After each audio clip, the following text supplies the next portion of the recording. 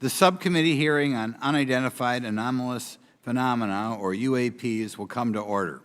Welcome, everyone. Without objection, the chair may declare a recess at any time. Additionally, without objection, the following members are waived onto the subcommittee for the purpose of participating in today's hearing: Mr. Burchett of Tennessee, Ms. Luna of Florida, Mr. Getz of Florida, Mr. Burleson of Missouri, Mrs. Ocasio-Cortez of New York, and Mr. Ogles of Tennessee. Without objection, so ordered.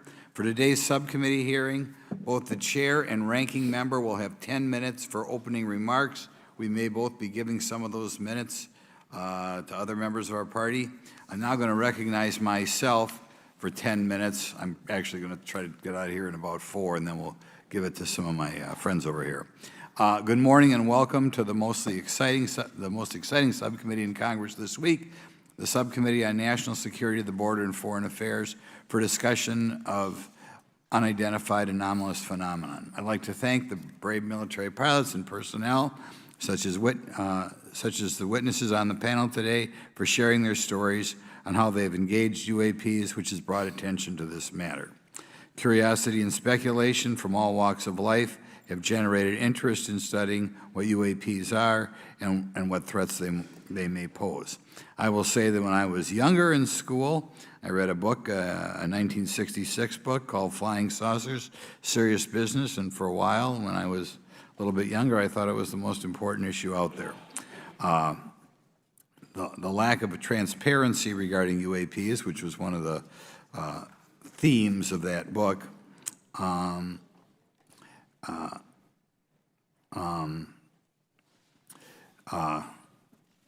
in any event, it's led to interest in studying what UAPs are and what threats they pose. The lack of transparency regarding UAPs has fueled wild speculation and debate for decades, eroding public trust in the very institutions that are meant to serve and protect them, as is evidenced by the large number of people we have here. I also want to point out in 1966, President Gerald Ford claimed to have seen a UFO, and in 1969 in Georgia, Jimmy Carter claimed to have seen a UFO. So this has led Congress to establish entities to examine UAPs. The National Defense Authorization Act of 2022 established the All-Domain Anomaly Resolution Office, or AARO, to conduct or to coordinate efforts across the Department of Defense and other federal agencies to detect, identify, and investigate UAPs. However, AARO's budget remains classified, prohibiting meaningful oversight from Congress. In addition to AARO's efforts, NASA is leading an independent study on UAPs that will identify how UAP data is gathered from both civilian and government entities that can be analyzed to shed light on the topic. However, despite these offices being established, there lies a pressing demand for government transparency and accountability that cannot be overlooked, and that's been a problem that's been around for 50 years. The Biden administration handling of the Chinese spy balloon that violated U.S. airspace is one example how the government is not prepared for these. The Biden administration's description of events has shown that the government continues not to be forthright.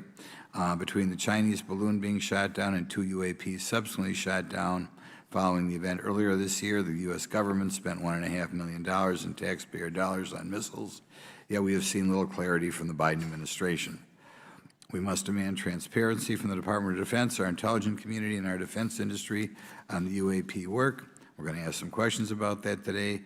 Congress recognizes the subject of UAPs is multifaceted and requires a careful, data-driven approach. Today, we'll see clarity from these witnesses' testimonies, or we'll seek clarity as to what can be done to improve reporting for military and civilians and remain committed to objective inquiry. Congress should work to ensure that knowledge is not driven by fear. Today, we are not just debating the existence of UAPs, we are deliberating on the principles that define our republic, which is a commitment to transparency and accountability.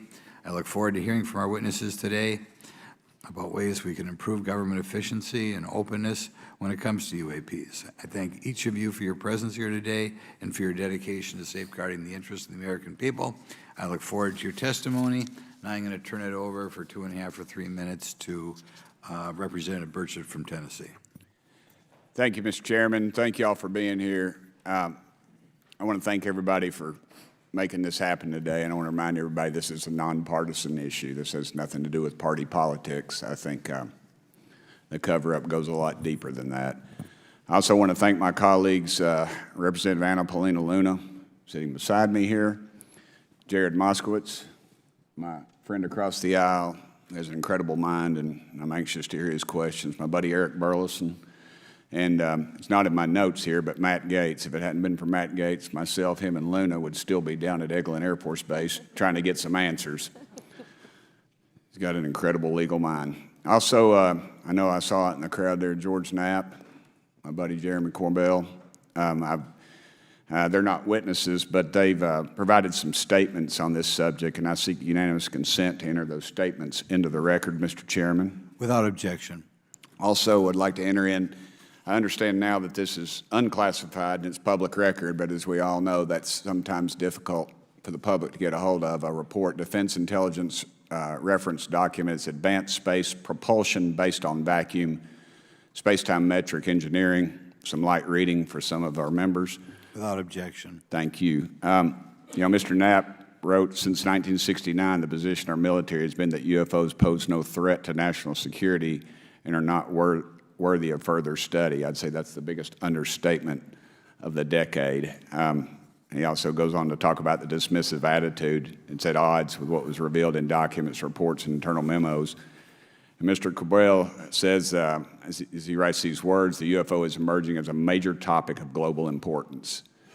I can state that as a fact. Out there, I met a fellow who came in here all the way from Denmark to be here for this meeting. So this is huge. This is worldwide. I think we suspect what's going on, but I'd also like to thank the members of Congress who have supported our efforts to make this hearing happen. Some have even confided to me that they've had UFO sightings of their own. Those members, of course, some of them wish to remain anonymous, and I'll keep it that way. But also, finally, I'd like to thank these three brave witnesses here. They took an oath to uphold the Constitution of the United States, and dadgummit, they're doing it. And we owe them a debt of gratitude.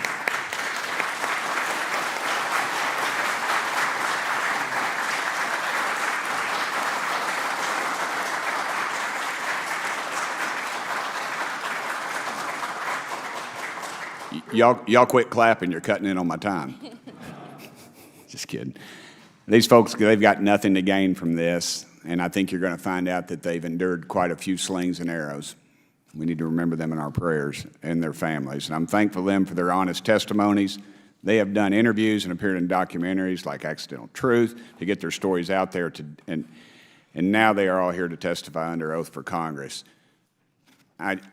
It's been so difficult to get here today. I've said, in the Baptist church, we'd say that the devil's in our way. And the devil has been in our way through this thing. We've run into roadblocks from members, from the intelligence community, the Pentagon. I proposed legislation to go in the FAA reauthorization that just said if an airline pilot has a sighting, that when he makes that report to the FAA, that it would come to Congress. But I was told that the intelligence community did not like that, and the amendment was not even heard in committee. I think it's time for this country to take back our country. We need to tell the folks at the Pentagon they work for us. Dadgummit, we don't work for them. And that's exactly the point. This is an issue of government transparency. We can't trust a government that does not trust its people. We're not bringing little green men or flying saucers into the hearing. Sorry to disappoint about half y'all. We're just going to get to the facts. We're going to uncover the cover-up, and I hope this is just the beginning of many more hearings and more people coming forward about this. And I yield back the remainder of my time. I think, is it to Representative Luna, Mr. Chairman, or is that? Yeah, we'll call Ms. Luna for her statement. The circumstances surrounding UAPs has captivated the attention of the American people for decades, ingrained in even the minds of our nation's leaders from Jimmy Carter to Barack Obama, Hillary Clinton to Donald Trump, Marco Rubio to Chuck Schumer, John Radcliffe to National Security Council officials. Yet from Roswell, New Mexico to the coast of Jacksonville, Florida, the sightings of UAPs have rarely been explained by the people who have firsthand accounts of these situations. This is largely due to the lack of transparency by our own government and the failure of our elected leaders to make good on their promises to release explanations and footage and mountains of overclassified documents that continue to be hidden from the American people. This isn't just how I feel. In fact, the American people largely believe that the government has actively covered up the truth about UAPs. One poll in particular found that 68% of Americans believe that the government is hiding information about UAPs and not being honest about what we know about them. And from my personal experience, I believe the same thing. Another poll found that nearly half Americans believe that the federal government is doing a very bad or somewhat bad job of dealing with reports of UFO sightings. As Representative Burchett just referenced on the FAA bill that just went through, you can tell that that's exactly happening. Considering the thousands of testimonies and videos taken on people's phones and eyewitnesses' accounts made by credible witnesses such as doctors, pilots, scientists, and active duty service members, it is unacceptable to continue to gaslight Americans into thinking that this is not happening or that the potential of intelligent life forms exists other than humans. Even more alarming is the fact that these eyewitnesses are many times service members and have no assurance that their lives will not be negatively impacted or even harmed by their experiences. In being an active duty service member working on an airfield, I've had conversations with many pilots where they were in fear of coming forward for retribution and or being taken off flight status. How do we know this? Because the government has said nothing to assure us otherwise. They have also did nothing to calm the concerns of over 20% of Americans who have reported to have seen UFOs or UAPs. We are simply told not to question the government and that the government has it under control. Today is the first hearing of its kind where we will attempt to get down to the bottom of what is actually happening with UAPs. But we will hear from people who have had personal sightings rather than Pentagon bureaucrats who have always been sent to stonewall our investigations. Just so that the press knows and the people know, we were even denied access to a classified briefing in a SCIF prior to this hearing due to the amount of hoops that we had to jump through to grant temporary clearance to witness Grush, who has knowledge of classified information. It is time to have an open-minded discussion on this topic, to hear the evidence and understand the magnitude of what this means not just for our nation, but for humanity. Thank you, Chairman. I yield back the rest of my time. Thank you very much, and I'd like to thank you and Mr. Burchett for bringing this topic to my attention. Now we'll recognize National Security Subcommittee Ranking Member Garcia for 10 minutes. Well, thank you, Mr. Chairman, and I want to thank first our witnesses for joining us today. I want to begin by thanking you all for your service to our country and for sharing your voices today and your courage to be here as well. To Mr. Graves, particularly grateful to you to spend some time that we had for you to share with candor some of your experiences, so I appreciate that as well. I do want to thank all the members of our subcommittee today and also those that are here and have waved on for their incredible interest in this issue, particularly to Congressman Burchett. I know that your leadership has brought us to this place today, and I want to thank you for that, as well as everyone else that's been engaged in this work. I also want to thank the oversight staff, who I know has been working very hard to ensure that today's hearing is serious, that it's transparent, and that it also provides appropriate answers, as our oversight body always demands. Now, it's really important that we're here in a bipartisan way to have this conversation, which really, to the heart of it, is about national security and key to the subcommittee's core purpose. This is the subcommittee on national security of the Oversight Committee. Now, our witnesses will testify today that UAPs have posed a serious safety threat, and we must understand this. More broadly, we're dealing with real questions that get to the heart of our faith in government. Faith in our institutions, as we all know, is at an all-time low.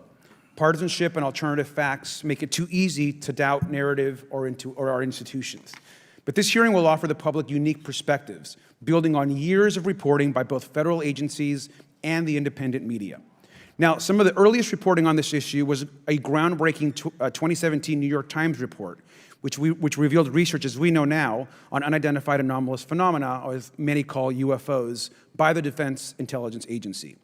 Mr. Graves and Commander Favor's experiences with UAPs have also been documented by the public, not just by the New York Times, but CNN and many other national news outlets. Now, the Office of the Director of National Intelligence has published public reports documenting UAPs, and on June 9th, 2022, NASA announced that the agency is commissioning a study to, of course, examine unidentified anomalous phenomena. Now, the sheer number of reports, whistleblowers, and stories of unidentified anomalous phenomena should raise real questions and warrant investigation and oversight, and that's why we are here today. Now, pilots have reported encounters for years. Now, because of the stigma around reporting these incidents, we still don't have a complete picture of actually what's going on, particularly as our witnesses will testify on the civilian side, and that is a real problem that we have today in the country. Now, it's very important that we show that Democrats and Republicans in Congress can come together in a bipartisan way to cut through misinformation and to look at the facts in a serious and thoughtful manner. If we are to advance oversight and public disclosure, we must also gain the broad support of the public. We will succeed getting facts out to the public faster if there is a broad public support as part of the process. Now, I understand fully the Department of Defense is hesitant to share information that could also undermine our national security by revealing information on the capabilities of our own aircraft, our sensors, and other sensitive material. At the same time, many people believe that we're withholding information from them, and that is dangerous also. I believe in openness and transparency. That is also the role of Congress, and I want to trust that the American people will be able to weigh the evidence and make up their own minds. Now, we have incidents where sensors, sometimes even multiple types of sensors, detect things that we cannot explain. UAPs, whatever they may be, may pose a serious threat to our military or civilian aircraft, and that must be understood. Now, my career and training as a longtime and career educator and teacher and researcher tell me that we should never rule anything out. We know that our space, of course, is vast and undiscovered. I also want to note that Mr. Sean Kirkpatrick, director of the All-Domain Anomaly Resolution Office, the component of the DoD office that investigates UAP data, has testified before the Senate this year that his unit has found no evidence of extraterrestrial activity. NASA has also stated that they don't have evidence of extraterrestrial life either, and we've heard this, of course, from some of our government agencies. And we should remind viewers and witnesses, which I think is really important, that we also cannot share classified information in public settings. But questions, of course, remain that people want to see data and information for themselves. The enormous interest in the hearing today underscores the importance of a fair and open look at the evidence from witnesses who can share their unique perspectives. Now, I know I certainly have a lot of questions, and I know that all the members of our committee do as well. We should come to this hearing with an open mind, and we should not let our existing ideas restrict us on either side. I hear over and over from many agencies the stigma around reporting and investigating UAPs prevents us from getting real answers. We know that whistleblowers have reported harassment, intimidation, or stigma as well, and this is not acceptable. If people can't report incidents which would have national security or safety implications, then that also has serious consequences for us. As ranking member of this subcommittee, I know my job would be completely impossible if whistleblowers or others feel intimidated to come before this committee. We can't be afraid of asking questions, and we can't be afraid of the truth.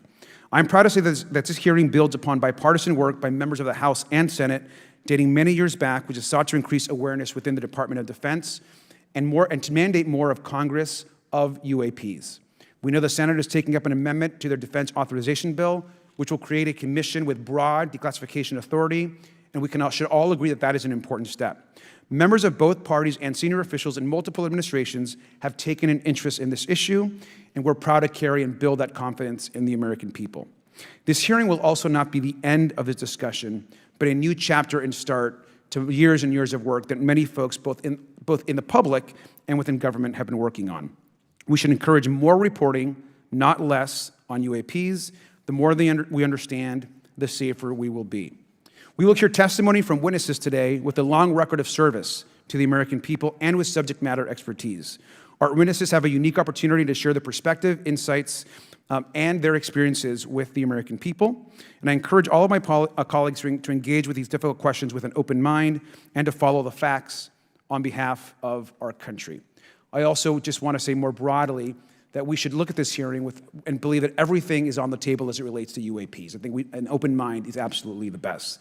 I want to yield the 2.5 minutes, the remainder of my time, to the representative from Florida, Representative Moskowitz, for an opening statement. He also has been very much engaged in this issue, and I want to thank him for his leadership. Congressman. Thank you, Ranking Member Garcia. Thank you, Mr. Chairman. I want to thank Tim Burchett and Anna Paulina Luna for their leadership in pushing this hearing forward. I want to thank, obviously, committee staff and their staff working on this on a bipartisan basis because many Americans are deeply interested in this issue, and it shouldn't take the potential of non-human origin to bring us together. Additionally, I want to thank the witnesses for coming forward to share your perspectives, your thoughts, and the sightings of UAPs. Unlike other hearings many times in Congress, you're not here to help a political party, but you're here to share information with the American people. And it's not something that is just going on in this administration. It's something that's spanned many administrations. For decades, many Americans have been fascinated by objects mysterious and unexplained, and it's long past time that they got some answers. The American public has a right to learn about technologies of unknown origins, non-human intelligence, and unexplainable phenomena. Those are not the words of a UFO Twitter account, though that is a direct quote from Majority Leader Chuck Schumer, that the American public has a right to learn about technologies of unknown origins, non-human intelligence, and unexplainable phenomena.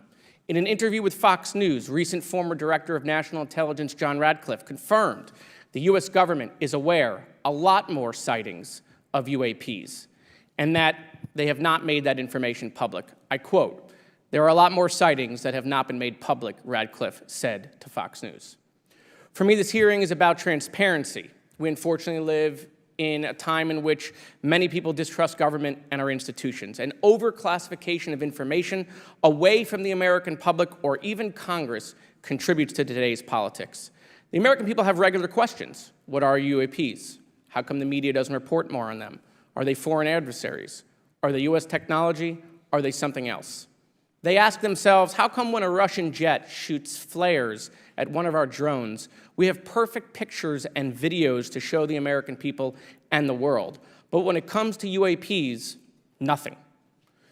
Of course, we must always protect our national security to maintain our superiority, like when stealth helicopters were only rumored to exist but were used in the Osama bin Laden raid in 2011. But we can't allow that to be used as a shield to keep the American people completely in the dark from basic truths. The American people deserve to hear more about special access programs. Congress has a right to know if there's any unsanctioned weapons development, satellite imagery that has not been provided to Congress. Congress created the All-Domain Resolution Office in the NDAA of 2022. In its initial analysis, there are 171 uncharacterized UAP reports, and this is the words from the report, that appear to have demonstrated unusual flight characteristics or performance capabilities. I believe more information is known about the 171 instances. It's time for Congress to reinsert ourselves. I call on our military leaders and intelligence officials to release more information to the American people about UAPs. And to our military leaders, if there's nothing to conceal, let Congress go to Wright-Patterson Air Force Base, the Dugway Proving Ground, or even Groom Lake in Nevada. We should have disclosure today. We should have disclosure tomorrow. The time has come. Thank you, Ranking Member. Thank you, Mr. Moskowitz, and I would yield back now to our chairman. Thank you. Right, now I'd like to introduce our witnesses. Our first witness is Lieutenant Ryan Graves. He's the Executive Director of Americans for Safe Aerospace. Lieutenant Graves is also a former U.S. Navy F-18 pilot with his own UAP experience. The next witness, David Grush, is a former senior intelligence officer with the National Geospatial Intelligence Agency and was a senior technical advisor for UAP issues. And finally, retired Navy Commander David Fravor, squadron leader who worked as a naval aviator for 18 years. Mr. Fravor has his own UAP experience, known as the TikTok event. I look forward to hearing from all three of you today. Pursuant to Committee Rule 9G, the witnesses will please stand and raise their right hands. Do you solemnly swear or affirm that the testimony you are about to give is the truth, the whole truth, and nothing but the truth, so help you God? Let the record show that all the witnesses answered in the affirmative. You may be seated. We appreciate you all being here today and look forward to your testimony. I'll remind the witnesses that we have read your written statements and they will appear in full in the hearing record. Please try to limit your oral statements to 5 minutes. As a reminder, please press the button on the microphone in front of you so that it's on and the members can hear you. When you begin to speak, the light in front of you will turn green. After 4 minutes, it'll turn yellow, and the red light, when that comes on, it tells you your 5 minutes have expired. I'll now recognize Mr. Graves for 5 minutes for your opening statement. Thank you. Chairman Grothman, Ranking Member Garcia, distinguished members of the House Oversight Subcommittee on National Security, Representatives Burchett and Luna. My name is Ryan Fobbs Graves, and I'm a former F-18 pilot with a decade of service in the U.S. Navy, including 2 deployments in Operation Enduring Freedom and Operation Inherent Resolve. I have experienced advanced UAP firsthand, and I'm here to voice the concerns of more than 30 commercial aircrew and military veterans who have confided their similar encounters with me. Today, I would like to highlight 3 critical issues that demand our action. As we convene here, UAP are in our airspace, but they are grossly underreported. These sightings are not rare or isolated, they are routine. Military aircrew and commercial pilots, trained observers whose lives depend on accurate identification, are frequently witnessing these phenomena. The stigma attached to UAP is real and powerful and challenges national security. It silences commercial pilots who fear professional repercussions, discourages witnesses, and is only compounded by recent government claims questioning the credibility of eyewitness testimony. Parts of our government are aware of more about UAP than they let on, but excessive classification practices keep crucial information hidden. Since 2021, all UAP videos are classified as secret or above. This level of secrecy not only impedes our understanding, but fuels speculation and mistrust. In 2014, I was an F-18 Foxtrot pilot in the Navy Fighter Attack Squadron 11, the Red Rippers, and I was stationed at NAS Oceana in Virginia Beach. After upgrades were made to our jet's radar systems, we began detecting unknown objects operating in our airspace. At first, we assumed they were radar errors, but soon we began to correlate the radar tracks with multiple onboard sensors, including infrared systems, eventually through visual ID. During a training mission in Warning Area Whiskey 72, 10 miles off the coast of Virginia Beach, 2 F-18 Super Hornets were split by a UAP. The object, described as a dark gray or a black cube inside of a clear sphere, came within 50 feet of the lead aircraft and was estimated to be 5 to 15 feet in diameter. The mission commander terminated the flight immediately and returned to base. Our squadron submitted a safety report, but there was no official acknowledgement of the incident and no further mechanism to report the sightings. Soon, these encounters became so frequent that aircrew would discuss the risk of UAP as part of their regular pre-flight briefs. Recognizing the need for action and answers, I founded Americans for Safe Aerospace. The organization has since become a haven for UAP witnesses who were previously unspoken due to the absence of a safe intake process. More than 30 witnesses have come forward, and almost 5,000 Americans have joined us in the fight for transparency at safeaerospace.org. The majority of witnesses are commercial pilots at major airlines. Often, they are veterans with decades of flying experience.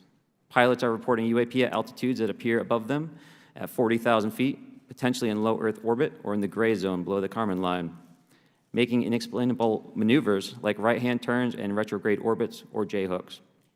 Sometimes these reports are reoccurring, with numerous recent sightings north of Hawaii and in the North Atlantic. Other veterans are also coming forward to us regarding UAP encounters in our airspace and oceans. The most compelling involve observations of UAP by multiple witnesses and sensor systems. I believe these accounts are only scratching the surface, and more will share their experiences once it is safe to do so. In closing, I recognize the skepticism surrounding this topic. If everyone could see the sensor and video data I witnessed, our national conversation would change. I urge us to put aside stigma and address the security and safety issue this topic represents. If UAP are foreign drones, it is an urgent national security problem. If it is something else, it is an issue for science. In either case, unidentified objects are concerned for flight safety. The American people deserve to know what is happening in our skies. It is long overdue. Thank you. Mr. Grush? Mr. Chairman, ranking members and congressmen, thank you. I'm happy to be here. This is an important issue, and I'm grateful for your time. My name is David Charles Grush. I was an intelligence officer for 14 years, both in the U.S. Air Force, both active duty, Air National Guard, and Reserve, at the rank of major, and most recently from 2021 to 2023, at the National Geospatial Intelligence Agency, NGA, at the GS-15 civilian level, which is the military equivalent of a full bird colonel. I was my agency's co-lead in unidentified anomalous phenomena and transmedium object analysis, as well as reporting to the UAP task force, UAPTF, and eventually, once it was established, the All Domain Anomaly Resolution Office, AARO. I became a whistleblower through a PPD 19 urgent concern filing in May 2022 with the Intelligence Community Inspector General. Following concerning reports from multiple esteemed and credentialed current and former military and intelligence community individuals that the U.S. government is operating with secrecy above congressional oversight with regards to UAPs. My testimony is based on information I've been given by individuals with a long-standing track record of legitimacy and service to this country, many of whom also have shared compelling evidence in the form of photography, official documentation, and classified oral testimony to myself and my various colleagues. I have taken every step I can to corroborate this evidence over a period of 4 years while I was with the UAP Task Force and do my due diligence on the individual sharing it. This is because of these steps, I believe strongly in the importance of bringing this information before you. I am driven by a commitment of both to truth and transparency, rooted in our inherent duty to uphold the United States Constitution and protect the American people. I'm asking Congress to hold our government to this standard and thoroughly investigate these claims. But as I stand here under oath now, I am speaking to the facts as I've been told them. In the U.S. Air Force, in my National Reconnaissance Office, NRO, reservist capacity, I was a member of the UAP Task Force from 2019 to 2021. I served at the NRO Operations Center on the Director's Briefing staff, which included the coordination of the Presidential Daily Brief and supporting variety of contingency operations, which I was the Reserve Intelligence Division Chief backup. In 2019, the UAP Task Force Director asked me to identify all special access programs and controlled access programs, also known as SAPs and CAPs, we needed to satisfy our congressionally mandated mission, and we were direct report at the time to the DepSecDef. At the time, due to my extensive executive level intelligence support duties, I was cleared to literally all relevant compartments and in a position of extreme trust, both in my military and civilian capacities. I was informed in the course of my official duties of a multi-decade UAP crash retrieval and reverse engineering program, to which I was denied access to those additional read-ons when I requested it. I made the decision, based on the data I collected, to report this information to my superiors and multiple inspectors general, and in effect becoming a whistleblower. As you know, I've suffered retaliation for my decision, but I am hopeful that my actions will ultimately lead to a positive outcome of increased transparency. Thank you, and I'm happy to answer your questions. Thank you. Commander Fravor? Thank you. Thank you, Mr. Chairman, Congressmen, Congresswomen. I want to first thank you for the invitation to speak to the committee on the UAP topic that has been in the news for the past 6 years and seems to be continuing to gain momentum. As you know, my name is David Fravor. I'm a retired commander in the United States Navy. In 2004, I was a commanding officer of Strike Fighter Squadron 41, the world-famous Black Aces. We were attached to Carrier Wing 11, stationed on board the USS Nimitz, and had begun a 2-month workup cycle off the coast of California. On this day, we were scheduled for a 2v2 air-to-air training with the USS Princeton as our control. When we launched off Nimitz, my wingman was joining up. We were told that the training was going to be suspended and we were going to proceed with real-world tasking. As we proceeded to the west, the air controller was counting down the range to an object that we were going to, and we were unaware of what we were going to see when we arrived. The controller had told us that these objects had been observed for over 2 weeks, coming down from over 80,000 feet, rapidly descending to 20,000 feet, hanging out for hours, and then going straight back up. For those who don't realize, above 80,000 feet is space. We arrived at the location at approximately 20,000 feet, and the controller called merge plot, which means that our radar blip was now in the same resolution cell as the contact. As we looked around, we noticed that we saw some whitewater off our right side. It's important to note that the weather on this day was as close to perfect as you could ask for off the coast of San Diego. Clear skies, light winds, calm seas, no whitecaps from waves. So the whitewater stood out in a large blue ocean. All 4 of us, because we were in F-18Fs, so we had pilots and Wizzo in the back seat, Looked down a small, saw a white tic-tac object with a longitudinal axis pointing north-south and moving very abruptly over the water like a ping pong ball. There were no rotors, no rotor wash, or any sign of visible control surfaces like wings. As we started clockwise towards the object, my Wizzo and I decided to go down and take a closer look with the other aircraft staying in high cover to observe both us and the tic-tac.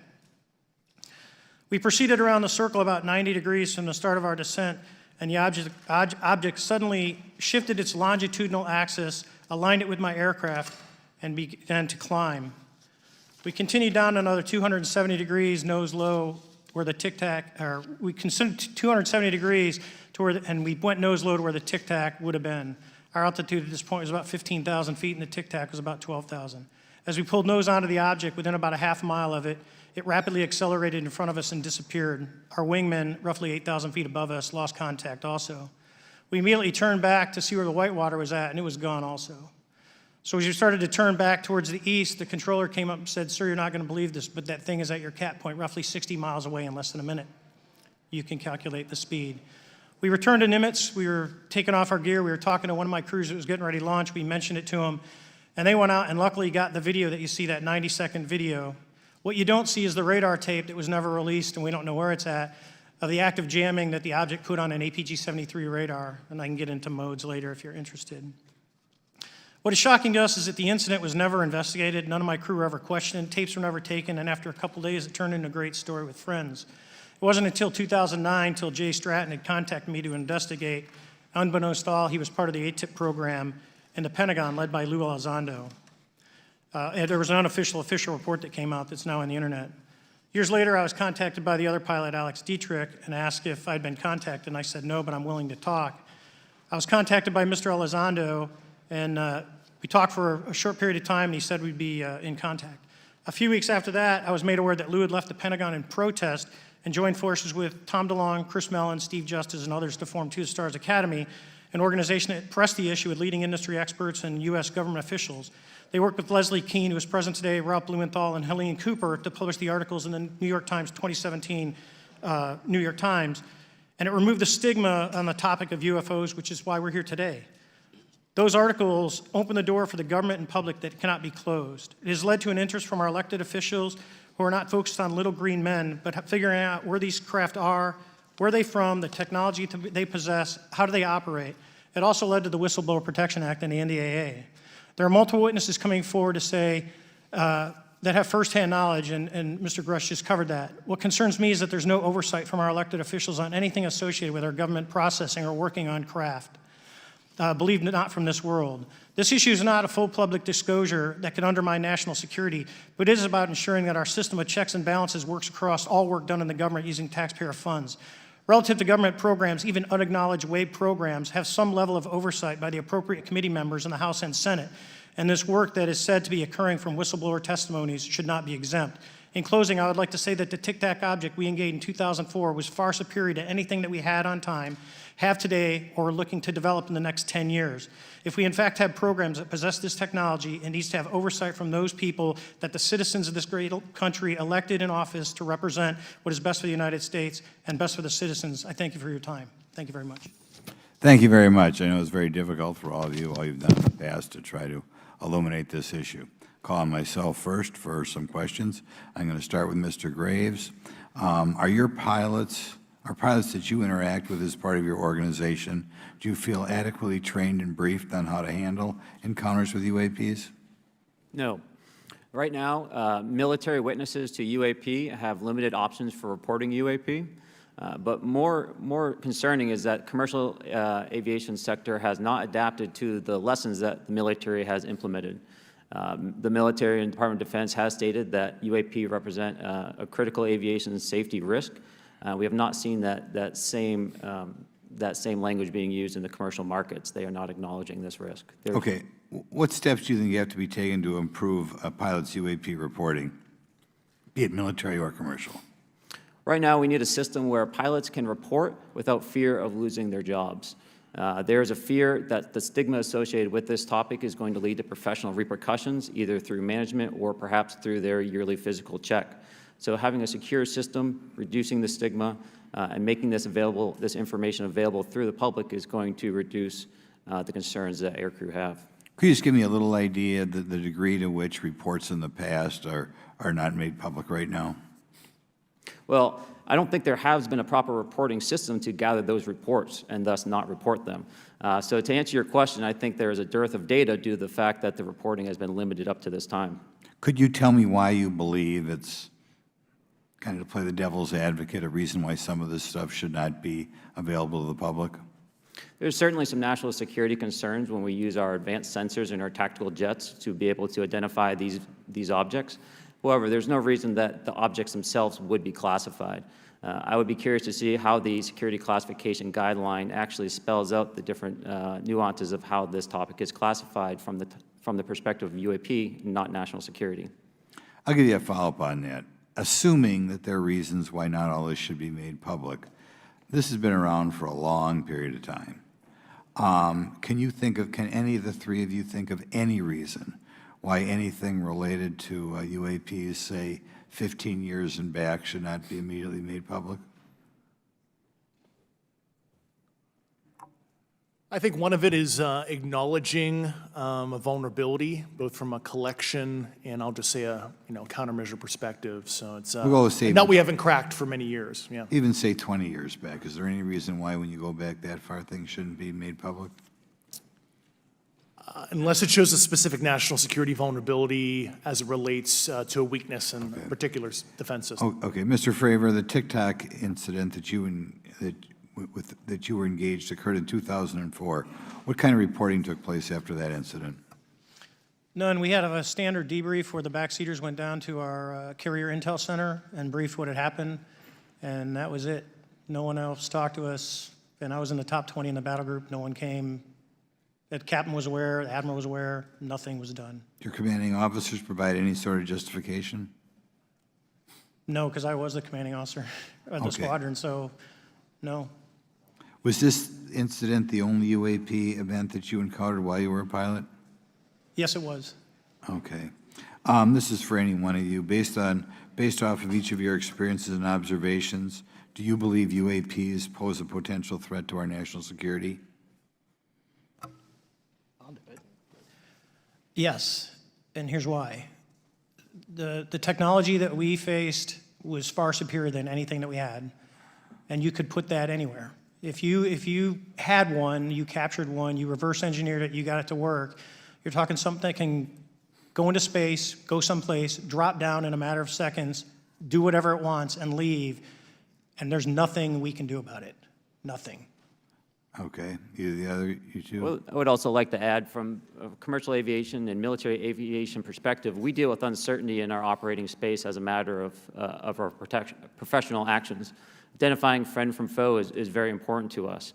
And so when we have unidentified targets and we continue to ignore those due to a stigma or a fear of what it could be, that's an opening that our adversaries can take advantage of. What steps should be taken to better understand and respond to UAP encounters in the interest of national security? There needs to be a location where this information is centralized for processing, and there needs to be a two-way communication loop so the operators on the front end have a feedback and can get best practices on how to process information, what to do, and to ensure that their reporting is being listened to. Right now, there is not a lot of back and forth. Mr. Grush, in your complaint to the Intelligence Community Inspector General, you claim that you believe information is being hidden. What kind of information do you think was hidden, and do you think it should remain hidden? Yes, I can speak to that very briefly in an unclassified manner. As you know, the preponderance of my complaint was classified to the intelligence communities. Both material acquisition and exploitation activity, also baselining the UAPs but not sharing it with intelligence professionals that are actually doing step briefs to pilots, that kind of information. Yeah. Okay. Thank you very much. Now we'll go to Mr. Garcia. Thank you. Again, thank you all for your service and for testifying today. Want to just talk about the UAPs as it relates to what we're seeing in the pilots' interaction with UAPs. Particularly, Mr. Graves, one of the, I think, concerns that from members of this committee is this idea that pilots, there's no system to actually report UAPs and the stigma around pilots. And so can you just briefly, you mentioned that you're working with 30 pilots right now that have had encounters with UAPs, but you've also, I believe, discussed and know of many more pilots. This is just those that you're currently working with. Is that correct? Can you expand on that? Certainly. I'll break that down in two ways. First, when we were first experiencing these objects off the eastern seaboard in the 2014 to 2015 time period, anyone that had upgraded their radar systems were seeing these objects. So there was a large number of my colleagues that were detecting these objects off the eastern seaboard. They were further correlating that information with their other onboard sensors, and many of them also had their own eye sightings as well of these objects. Now, that was our personal firsthand experience at the time. Since then, as I've engaged this topic, others have reached out to me to share their experiences, both on the military side as well as the commercial aviation side. On the military aviation side, veterans that have recently got out have shared their stories and have expressed how the objects we were seeing in 2014, 2015 continued all the way to 2019, 2020, and beyond. And so it became a generational issue for naval aviators on the eastern seaboard. This was something we were briefing to new students. This is something that was included in the notice to airmen to ensure that there was no accidents. And now with commercial aviators, they are reaching out because they're having somewhat similar experiences as our military brothers and sisters, but they do not have any reporting system that they can send this to. And let me just add, both to Mr. Fravor as well as Mr. Graves, not having this system for reporting, would you both agree that it's harmful to not just our national security interests, but to understand this phenomenon of what's happening with UAPs? I think it's actually a travesty that we don't have a system to correlate this and actually investigate. You know, so if you took the East Coast, you know, there's coastal radars out there that monitor our air defense identification zone, so out to 200 miles. They can track these, you know, so when you see them, they could actually go and pull that data and get maneuvering. And instead of just having the airplanes, there's other data sources out there. And I've talked to other government officials on this. So you need a centrally located repository that these reports go to. So if you just stuck it in DOD, you wouldn't get anything out of the Intelligence Committee because they have a tendency to not to talk. But if you had a central location where these reports would come in, not just military, but also commercial aviation, because there's a lot of that going on, especially if you talk to anyone that flies from here to Hawaii, over the Pacific, they see odd lights. So I think you need to develop something that allows you a central point to collect the data in order to investigate. Mr. Graves? I would concur with everything Mr. Fravor said. I'll continue to say that the commercial pilots that have reached out to me through Americans for Safe Aerospace are doing so because they don't feel there's another way for them to report this safety issue. And I think one of the clear outcomes of this hearing already is that there has to be a safe and transparent reporting process for pilots, both on the commercial side and the military side, to be able to report UAPs in a way that's also transparent, but also understands the scope of our national security interests and what may be classified or not. But I think there has to be some sort of system, and so that's something that I hope can be an outcome that this committee can work on. Is there anything else for the two of you briefly beyond this reporting system that you think that we can do as a government to encourage and facilitate more civilian reporting? I think we're doing it right now. Okay, great. I think this hearing is going to show the American people that their government takes this topic seriously. And how about civilians that may not be pilots? What kind of process could be in place for civilians who are not pilots, who may have UAP encounters? Do either of you have any suggestions that could facilitate that? My recommendations would be to make that a sensor-centric operation in order to make it as objective as possible. Okay. Sir, Mr. Fravor? No, I agree with Mr. Graves on that. Okay. Just briefly, I also just want to note, particularly for the two pilots, and I have a question for Mr. Grush. One of the things that I found fascinating in our discussion, Mr. Graves, last night as well, is that you both described UAPs and formations and the way they are observed in space or in our air, and the way that they move is essentially ways in which current technology or aircraft that we know of are unable to actually function or move. And so will you just, for the public record, again, once again, just briefly just either describe or note that aircraft that are being witnessed, particularly by the 30 folks that you're working with, are essentially outside the scope of anything that we know of today and the technology we have today. Mr. Graves, Mr. Fravor? Yes, the objects that are being seen by commercial pilots are performing maneuvers that are unexplainable due to our current understanding of our technology and our capabilities as a country, and that applies for the military as well. Mr. Fravor? Yeah, I concur with that. We have nothing that can stop in midair and go the other direction, nor do we have anything that can, like in our situation, come down from space, hang out for 3 hours, and go back up. Thank you. My last question, and sometimes I know that you have also said some of these answers in the past, but we're trying to get them on the public record as well, which is really important. Mr. Grush, finally, do you believe that our government is in possession of UAPs? Absolutely, based on interviewing over 40 witnesses over 4 years. And where? I know the exact locations, and those locations were provided to the Inspector General and some of which to the intelligence committees. I actually had the people with the firsthand knowledge provide a protected disclosure to the Inspector General. Thank you. And Mr. Chairman, I would just say that I think that these questions are important questions, and I look forward to being involved in the process to get those answered. I know there'll be a lot of questions from other committee members, so I yield back. Thank you. We'll go to Mr. Burchett himself. Thank you, Mr. Chairman. Thank you, Mr. Garcia. I would like to have you on my legislation to do just that, on the reporting, and we'll get together on that. Maybe you can be my co-sponsor on that. That'd be really cool. Thank you for those great questions. Mr. Graves, again, I'd like to know, how do you know that these were not our aircraft? Some of the behaviors that we saw in a working area, we would see these objects being at 0.0 Mach, that's 0 airspeed, over certain pieces of the ground. So what that means, just like a river, if you throw a bobber in, it's going to float downstream. These objects were staying completely stationary in Category 4 hurricane winds. These same objects would then accelerate to supersonic speeds, 1.1, 1.2 Mach, and they would do so in very erratic and quick behaviors that I don't have an explanation for. Okay. Have you spoken to commercial and military pilots that have seen these off of our East Coast? I have. Okay. Mr. Favor, I noticed that in the Tic Tac video, it's Tic Tac like the candy, not TikTok like the Chinese Communist app. That's correct. Yes, sir. I just want to make that because my daughter corrected me on that and called me a boomer and said, "Hey, boomer," and I said, "No, baby, it's Tic Tac like the candy. You're going to have to just look it up." And but now I would also like to say today is a day of many firsts. It's a miracle that we're having this meeting, and it's also a miracle that my wife has put up with me for 9 years today. Today is my anniversary, so I want to tell my wife happy anniversary and that I love her very much. As she likes to say, this 9 years have been the best 2 years of her life. So thank you. Mr. Favor, what astonished you the most about the flight capabilities of these Tic Tac, very briefly? The performance, absolute performance. It was. And you're not aware of any other objects that anybody in the world has, in this world, that has those capabilities? No, I think it's far beyond actually our material science that we currently possess.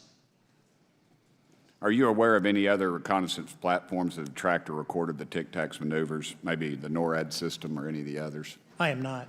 Okay. Mr. Grush, thank you for being here, brother. Thank you all very much. Have you faced any retaliation or reprisals for any of your testimony or anything on these lines? Yeah, I have to be careful what I say in detail because there is an open whistleblower reprisal investigation on my behalf, and I don't want to compromise that investigation by providing anything that may help provide somebody information. But it was very brutal and very unfortunate, some of the tactics they used to hurt me both professionally and personally, to be quite frank. Yeah. It's very unfortunate, as they say, when you're over the target, that's when they do the most firing at you. Do you have any personal knowledge of people who have been harmed or injured in efforts to cover up or conceal these extraterrestrial technology? Yes. Personally. Have anyone been murdered that you would that you know of or have heard of, I guess? I have to be careful asking that question. I directed people with that knowledge to the appropriate authorities. Maybe in a, if we could get in a confidential area, SCIF, we could talk about that. But unfortunately, we were denied access to the SCIF, and that's very unfortunate in this scenario. Mr. Favor, do you believe that you witnessed an additional object under the water in relation to your encounter? I will say we did not see an object. There was something there to cause the whitewater, and when we turned around, it was gone. So there was something there that obviously moved. Okay, it was not the same object though that you were looking at, correct? No, we actually joked that the Tic Tac was communicating with something when we came back, and because the whitewater disappeared. We were in another instance. We're told about the capabilities of a jamming during viewing of when there were some people chasing some of these objects. Did you experience any of that jamming or interrupting your radar or weapons system? My crew that launched after we landed experienced significant jamming to the APG-73 radar, which was what we had on board, which is a mechanically scanned, very high-end system prior to the APG-79. And yes, it did pretty much everything you could do: range, velocity, aspect, and then it spit the lock, and the targeting pod is passive. That's what we were able to get the video on. I'm about to run out of time, but are you aware of any of our enemies that have that capability? No. Okay, I would also like to note for the record that, like George Knapp, breaking Area 51, he's the reason I knew about that, and the reason I know about the Tic Tacs is Leslie Keene from New York Times article, and I would encourage everybody to read that. Thank you, Mr. Chairman. I yield back to you for no time. Very good. Mr. Raskin? Thank you, Mr. Chairman. Mr. Graves, you reported UAP encounters during training flights, I think, and have since come forward to warn the Pentagon that these encounters may be putting pilots at risk. My first question is, you've identified these as taking place on the East Coast. Is it just on the East Coast where these encounters have been reported? No. Since the events initially occurred, I've learned that the objects have been detected essentially where all operations, Navy operations, are being conducted across the world. And that's from the Ultimate Anomaly Resolutions Office reporting. All right, can you describe your experience after you decided to come forward and go public with your experience? Certainly. Like many others, in 2017, I saw the New York Times article come out as well. And for me, it was special because I recognized the voices on the video. I recognized the video itself. I had seen it when it was taken. I seen it when it was debriefed. And so that kind of shook me because I realized that this problem was still ongoing. And so I reached out to colleagues back on the East Coast and realized that this was still a safety risk that they were dealing with, that they had essentially hit a wall with how they could move forward on this conversation. It was at that point when I decided to try to move the conversation forward myself. Are there common characteristics to the UAPs that have been cited by different pilots, and can you describe what the convergence of descriptions is? Certainly. We were primarily seeing dark gray or black cubes inside of a clear sphere. I'm sorry, dark gray or black cubes? Yes, inside of a clear sphere, where the apex or tips of the cube were touching the inside of that sphere. And that was primarily what was being reported when we were able to gain a visual tally of these objects. And that occurred over almost 8 years. And as far as I know, it's still occurring. I take it that you're arguing what we need is real transparency in a reporting system so we can get some clarity on what's going on out there, because there are many pilots in your situation, but we should have a way of developing a systematic inventory of all of such encounters. Is that right? Yes, and I think we need both transparency and the reporting. We have the reporting, but we need to make sure that information can be promulgated to commercial aviation as well as the rest of the populace. Mr. Grush, what about you? What was your experience after you came forward? Well, it's only been about 2 months or so I guess my experience has been overwhelming support from former colleagues of mine that have privately messaged me, and I do appreciate that. But I do have knowledge of active planned reprisal activity against myself and other colleagues, and it's very, very upsetting to me. Coming from where? Certain senior leadership at previous agencies I was associated with. And that's all I'll say publicly, but I can provide more details in a closed environment. Okay. Well, I hope you understand that there would be bipartisan rejection of any attempt to vilify, demonize, or engage in other reprisals against our witnesses and people who are telling the truth from their perspective. Yeah, there were certain colleagues of mine that were brutally administratively attacked, and it actually makes me very upset as a leader to see that happen to other coworkers and actually superiors of mine over the last 3 years. How do you account for that response? That seems like a bizarre response. I call it administrative terrorism. That's their quiver, their tool in the toolbox to silence people, especially the career government service cares about their career, cares about their clearance, their reputation to climb the ladder. And when you threaten that float, career path, a lot of people back off. But I'm here to represent those people, so. Mr. Fravor, what about you? What has your experience been since you've come forward with your perspective on this? Actually, I've been treated very well. And the 6 people that were involved, myself included, all of them have or will be retiring from the military as 05s or 06s. And all my friends that are very senior, 3 and 4 stars, I've talked to them. They believe, they understand there's a problem. But no, I was actually treated really well. And what is your general interpretation of these phenomena, or what is your current thinking of trying to make sense of them? Well, I'll say, I'm not like a UFO fanatic. It's not me.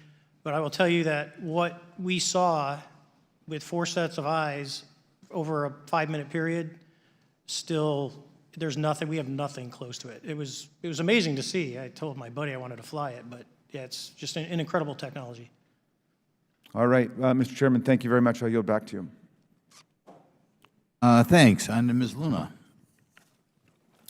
Mr. Grush, in speaking to you yesterday, I just wanted to follow up on Representative Raskin's questions. In the last couple of years, have you had incidences that have caused you to be in fear for your life for addressing these issues? Yes, personally. Okay. Yeah. I just want everyone to note that he's coming forward in fear of his life. To put in perspective, if they were really not scared about this information coming out, why would someone be intimidated like that? To your knowledge, are NHIs working with adversarial foreign governments in either technology exchange programs or back engineering programs? I don't have data on that. I'm not sure. Have you heard or you had people come forward to present that evidence? Not that particular evidence that you just espoused. Okay, on the 19th of April, Dr. Kirkpatrick, head of AARO, had said that he did not find any evidence of UAPs. You also stated that you had, in your interview, that you had briefed him on information that you were uncovering, but that he did not follow up with you. Were the items that you divulged to him pertinent to national security? Yes, him and I had a classified conversation in April 2022 before he took over AARO in July 2022, and I provided him some concerns I had. Do you know why he might not have followed up with you? Unfortunately, I cannot read his mind. I wish he did. I was happy to give sage counsel to him on where to look when he took the helm of AARO. Okay, and then my last question for you before I move to Mr. Graves is you received prior approval from the Defense Department to speak on certain issues, correct? Correct, through DOPSR, DoD Pre-Publication and Security Review, and I just want to remind the public, they're just looking from a security perspective. These are my own personal views and opinions, not the department's. Okay, I'm asking that though mainly because I think that there are many people that would like to discredit you, so it does bring a certain amount of credibility to your testimony. I'm required by law to do that as a former intelligence officer, or I go to jail for revealing classified information. Yeah, we don't want you to go to jail. My next question would actually be for Mr. Graves.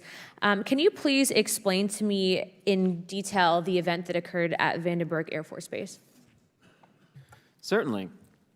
In the 2003 timeframe, a large group of Boeing contractors were operating near one of the launch facilities at Vandenberg Air Force Base when they observed a very large 100-yard sided red square approach the base from the ocean and hover at low altitude over one of the launch facilities.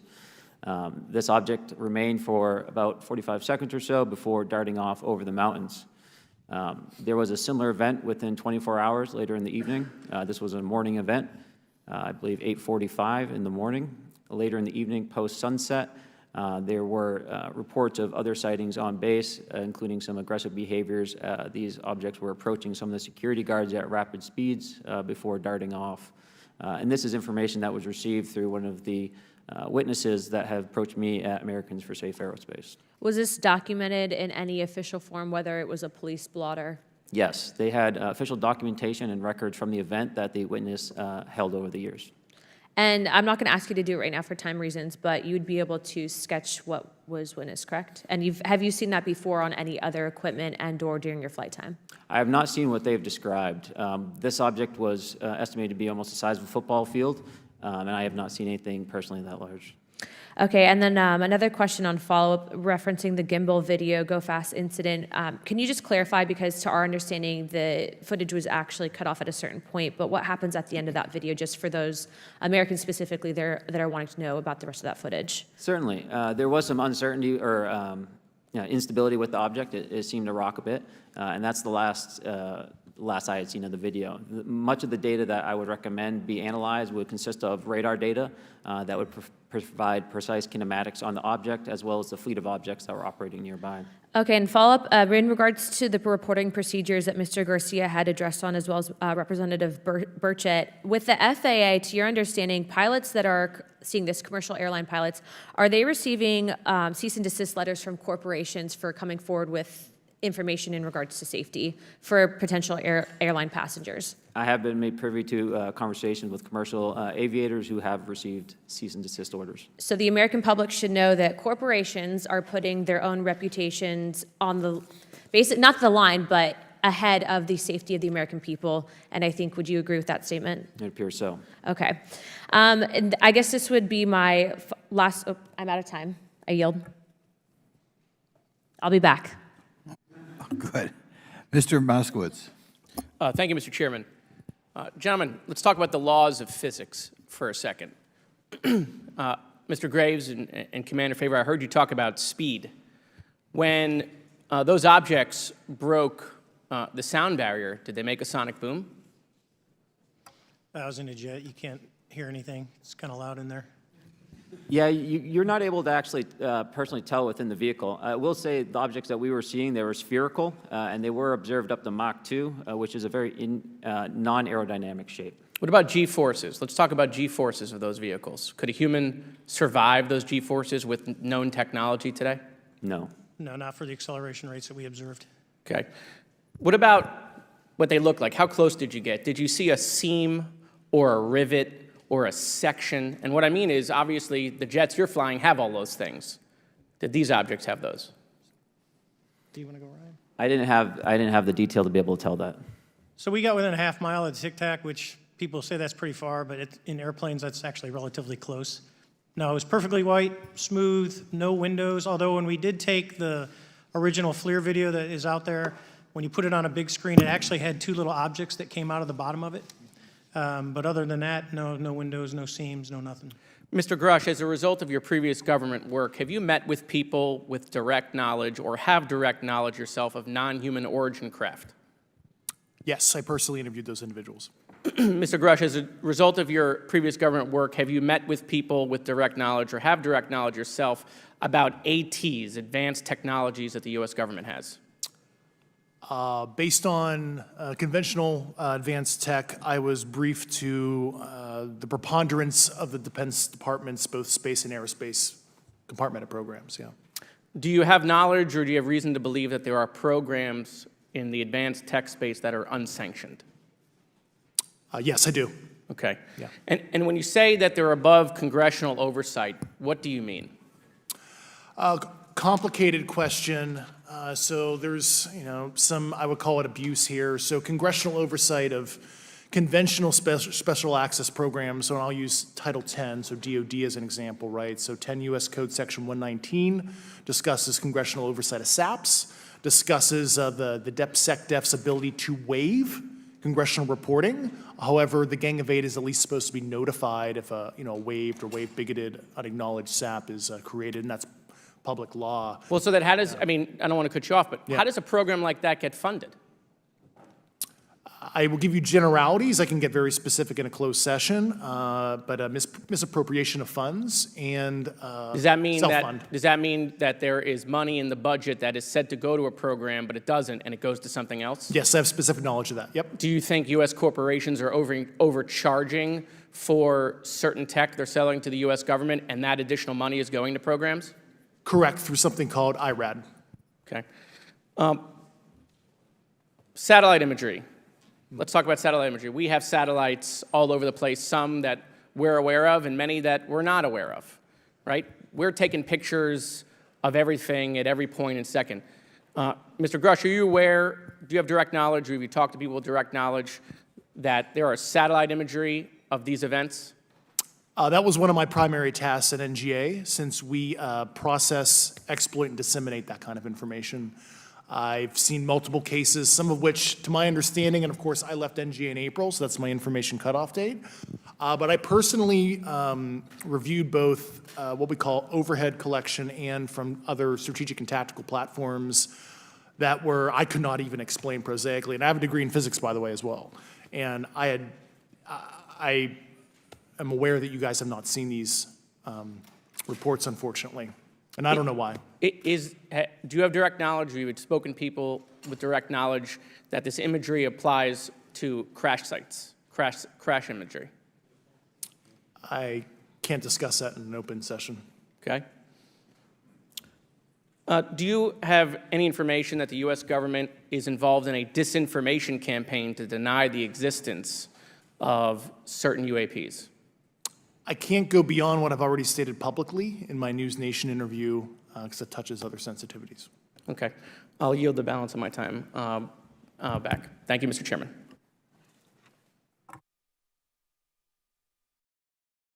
Ms. Fox? Thank you, Mr. Chairman, and I thank our witnesses for being here today. Mr. Garouche, in your sworn testimony, you state that the United States government has retrieved supposedly extraterrestrial spacecraft and other UAP-related artifacts. You go so far as to state that the U.S. is in possession of, quote, non-human spacecraft, end quote, and that some of these artifacts have circulated with defense contractors. Several other former military and intelligence officials have come forward with similar allegations, albeit in non-public settings. However, Dr. Sean Kirkpatrick, the director of AARO, previously testified before Congress that there has been, and I quote, no credible evidence thus far of extraterrestrial activity or of, quote, off-world technology brought to the attention of the office. To your knowledge, is that statement correct? It's not accurate. I believe Dr. Kirkpatrick mentioned he had about 30 individuals that have come to AARO thus far. A few of those individuals have also come to AARO that I also interviewed, Okay. and I know what they provided Dr. Kirkpatrick and their team. Okay. I was able to evaluate Okay, that information. I need to go on. Sure. But my understanding that his statement is accurate, came from a direct quote. And this contradiction is a perfect example of why we need to inject transparency into our government. And for another example, look no further than the pitiful response to the Chinese spy balloon debacle earlier this year. You may remember the mass confusion that ensued when the balloon was first spotted over Montana, 4 days after it first entered U.S. airspace over Alaska. The Biden administration's initial inability to address the object grew into a continuous series of embarrassments. After news of the balloon reached the mainstream media, we were assured that the balloon posed no threat to our security. However, after the balloon was allowed to transit the entire continental United States, fighter jets were scrambled off the coast of South Carolina to shoot it down. This flip-flopping and obfuscation caused needless confusion, fear, and panic across the country. It's my hope, Mr. Chairman, that this sort of confusion will not be repeated.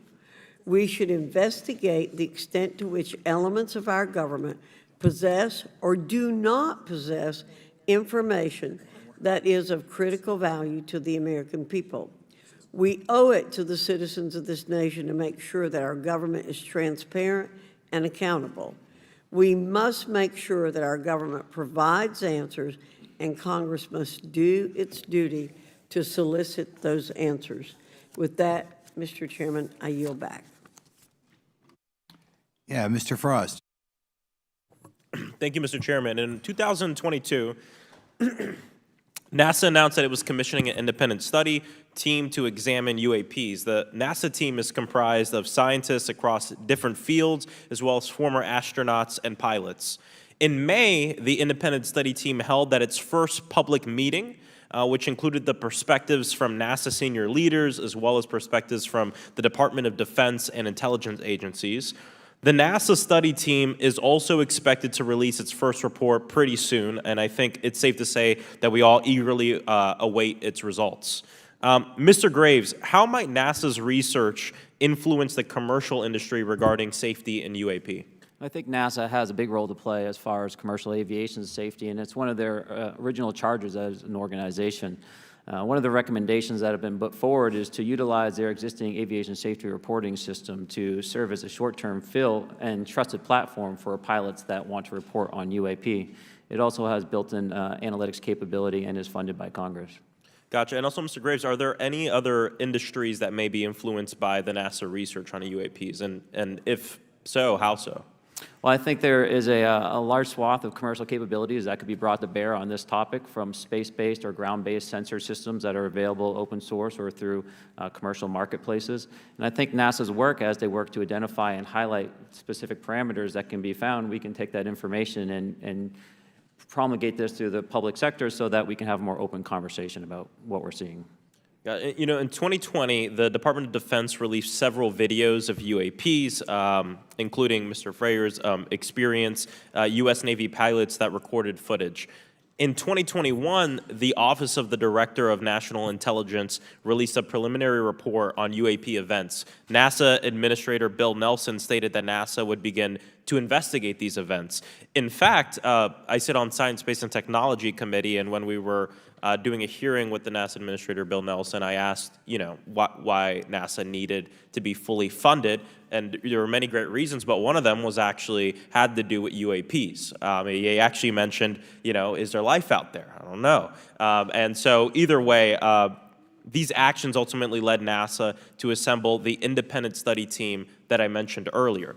Also in 2021, Harvard University stood up the Galileo project to research and examine the origins of UAP. So it seems like both, you know, from NASA and in the higher education community, because of the work that y'all have done and people standing up, you know, I think we're seeing some of that stigma slowly going away. Mr. Freyer, do you believe that military pilots feeling empowered to share their UAP experiences has directly impacted the scientific community's research goals on this topic? I would say yes. I would say that, you know, starting in 2017, when it actually came out, it took that stigma away. I mean, I've talked to multiple senators who said prior to that, if you'd have mentioned UAP, you'd have been laughed off the hill. And now we're sitting here today for a public testimony on what's actually going on. You know, I'm hoping that this curve will be more of an exponential and we'll get more and more transparent to the level that we can. Yeah, yeah, I mean, it's important. I couldn't imagine, you know, I'm not a pilot, but I used to fly gliders in Civil Air Patrol. Huh? Yeah, I got, yeah. Pilot? I mean, you know. And so either way, I mean, I couldn't imagine, you know, being in the glider and seeing something and then not feeling like I had the agency to talk about it. Mr. Graves, can you discuss the importance of seeking scientists to sit on your advisory board? Absolutely. I think ultimately this is going to be a scientific problem. And not only that, it's also an engineering problem. I've been working with the American Institute of Aeronautics and Astronautics to help them stand up a UAP integration committee to help integrate their engineering prowess into this problem. And so, yes, very much, I think this is an engineering and scientific problem as much as a national security problem. And how might Congress help to facilitate partnerships between the scientific community and the UAP focus groups within government? Well, I think one of the things they can do is to have these types of hearings to communicate to the public that this is a topic of interest. I think that there is a pseudo-market, if you will, of interested capabilities and talent that want to approach this topic, and we're seeing that start to grow now. So I think continued conversation, reduction of stigma is going to allow that to flourish and allow answers to help generate themselves.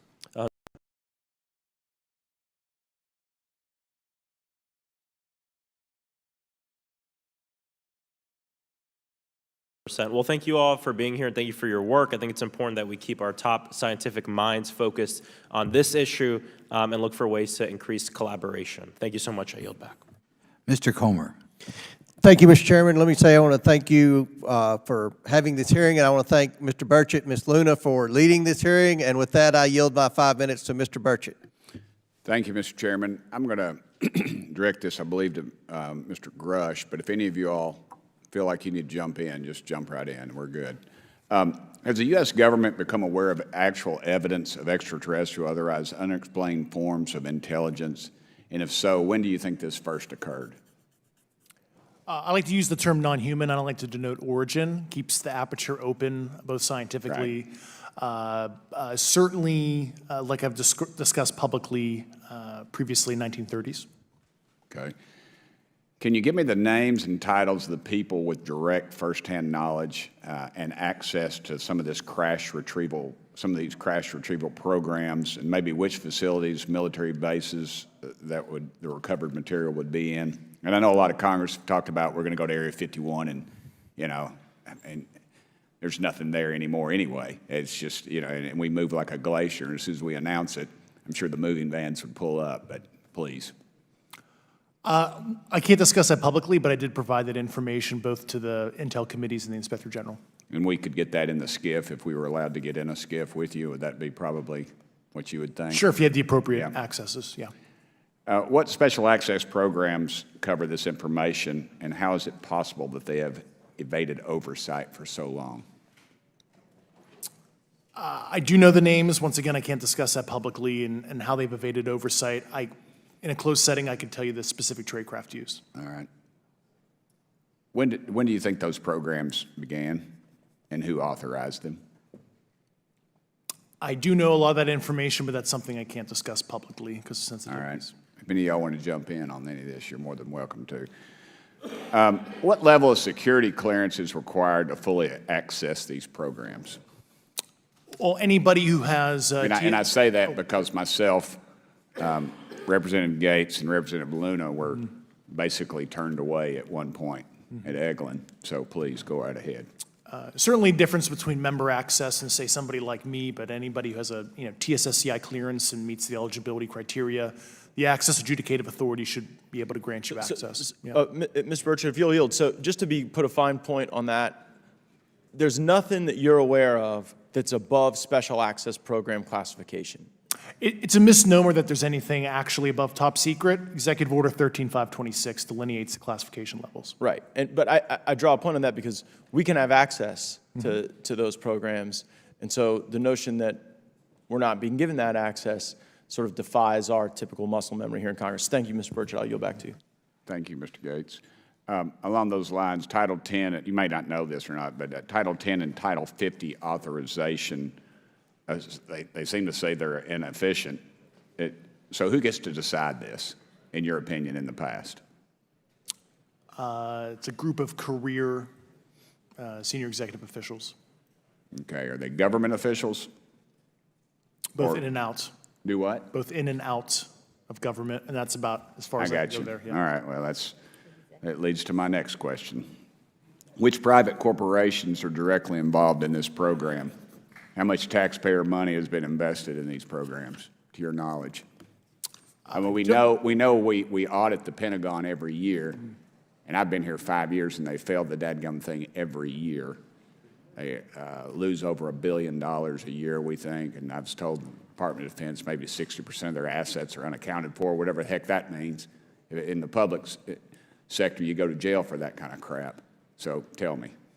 Yeah, I know when I'm $1 off of my DTS travel voucher, I get hammered, but it seems like it doesn't work the other way, If you right? sell over if you sell over $600 worth of stuff on eBay, now you get a call from the IRS. So please, what corporations? Yeah, I don't know the specific metrics towards the end of your question. The specific corporations I did provide to the committees in specific divisions, and I spent 11 and a half hours with both Intel committees. So. Okay, has there been an active U.S. government disinformation campaign to deny the existence of unidentified aerial phenomena? And if so, why? I can't go beyond what I've already espoused publicly about that.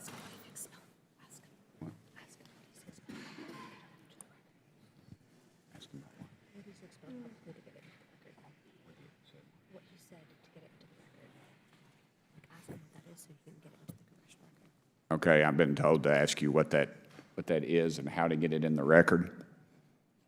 What have you stated publicly in your interviews for the congressional record? Yeah. If you reference my News Nation interview and I talk about a multi-decade, campaign to disenfranchise public interest, Sorry, Mr. Chairman, Chairman, I've gone. Yeah. Thank I you. apologize, Mr. Chairman. I yield back negative 21 seconds. Thank you. Ms. Ocasio-Cortez?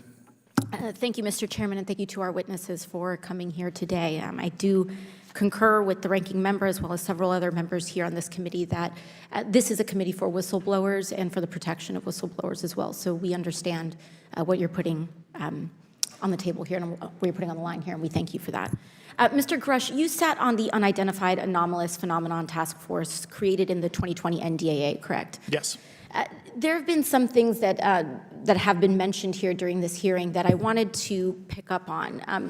Mr. Graves, you mentioned specifically during the answers to one of your questions, you named Boeing contractors being engaged in an incident regarding this red cube about a football field wide.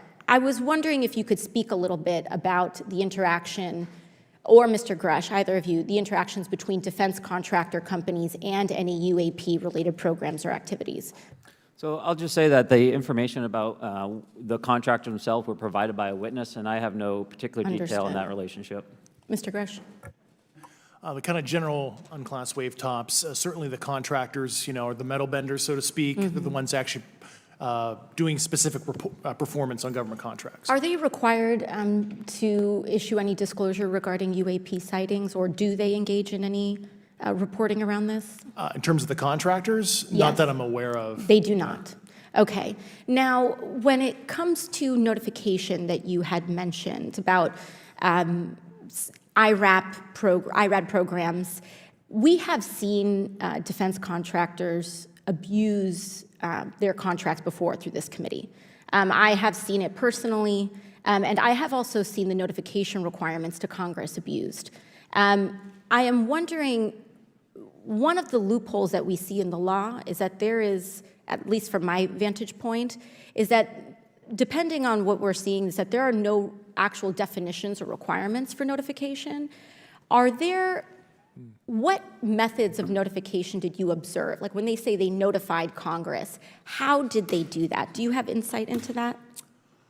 For certain IRAD activities, I can only think of ones conventional in nature.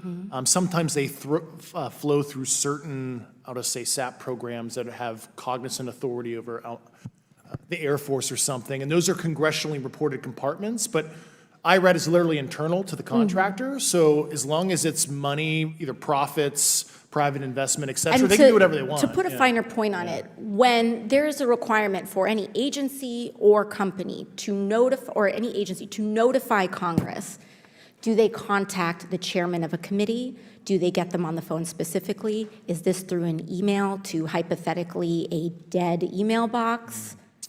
A lot of it comes through what they call the PPR, Periodic Program Review Process, if it's a SAP or Controlled Access Program Equity, and then those go to the specific committees, whether it be the SAS, Okay. CASC, HISI. Thank you. I apologize, my time is limited. Mr. Graves, one of your main concerns is that the FAA currently does not have an official process to receive reports of UAP from pilots or others, correct? Correct. And in your experience, what data should the Aero program prioritize for potential collection? We have, location, date, time, but are there other specific characteristics that should be included in these reports? Certainly. I think that there's two categories that would be important. One would be kinematics and understanding the specifics of how the vehicle or objects are moving. And the second would be a more zoomed out approach of being able to look at origin and destination before the incident, as well as getting a better contextual understanding of how these objects are interacting with each other. Thank you. Now, because I only have a minute left, I apologize, we only have 5 minutes today, but for the record, if you were me, where would you look?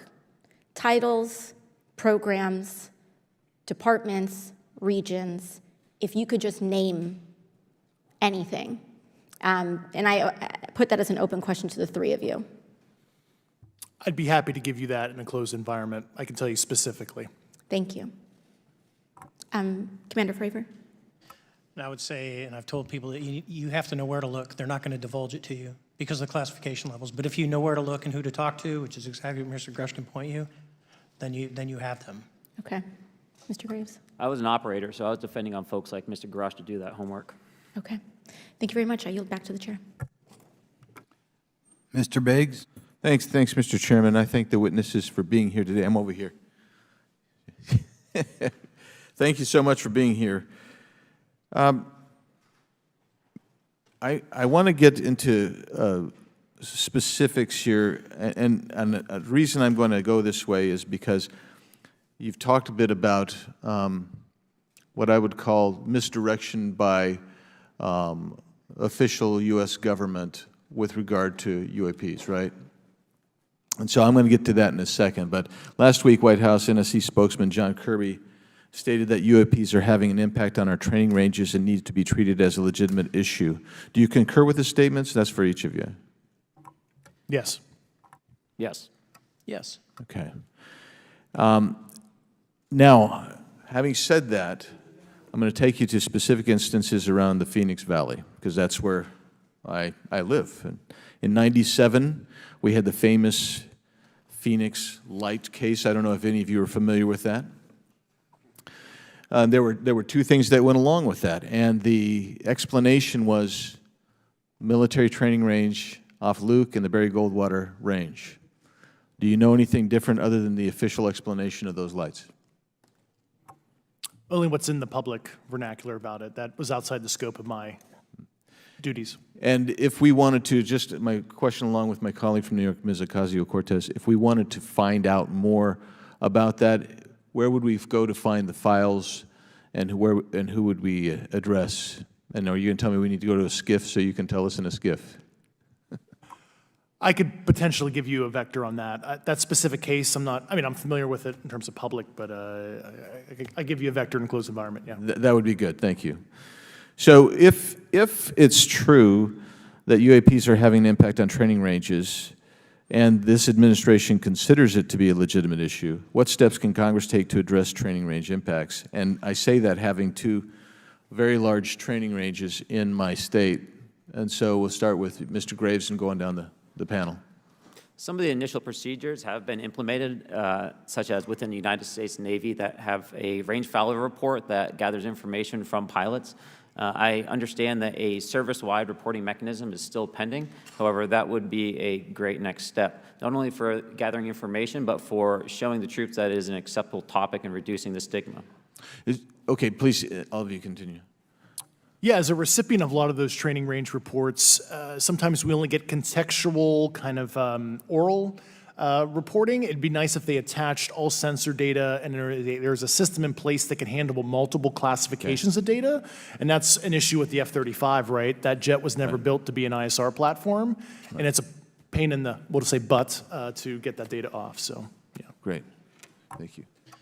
Yeah, I would agree with the previous two, being a user of those training ranges, that the data has to be out there. You have to acknowledge that you're seeing them, and then you have to collect the data. Right now, you get the report, someone says, I saw something, but no one collects the radar data to back it up and do research. Okay. Do you believe that the 2019 classification guidelines for UAPs interferes with the federal government's ability to be transparent with the American people? And do you think we need to be more transparent with the American people? All of you, yeah. I'll say yes to that. Yeah, I'm familiar with at least the UAP Task Force 2019 Security Classification Guide. I think it's fair. I did actually help author that with the you got a bias that way then. But I will say, I'll call it a lazy attitude about declassifying videos. I mean, I've seen some of the videos of the recent shoot down, and I saw no reason that couldn't have been released as long as they mask some data. The American people deserve to see that imagery and full motion video.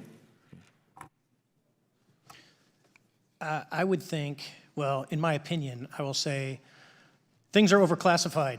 I know for a fact the video or the pictures that came out in the 2020 report that had the stuff off the East Coast, they were taken with an iPhone off the East Coast. A buddy of mine was one of the senior people there, and he said they were originally classified to TSSCI. And my question to him was, what's TSSCI about these?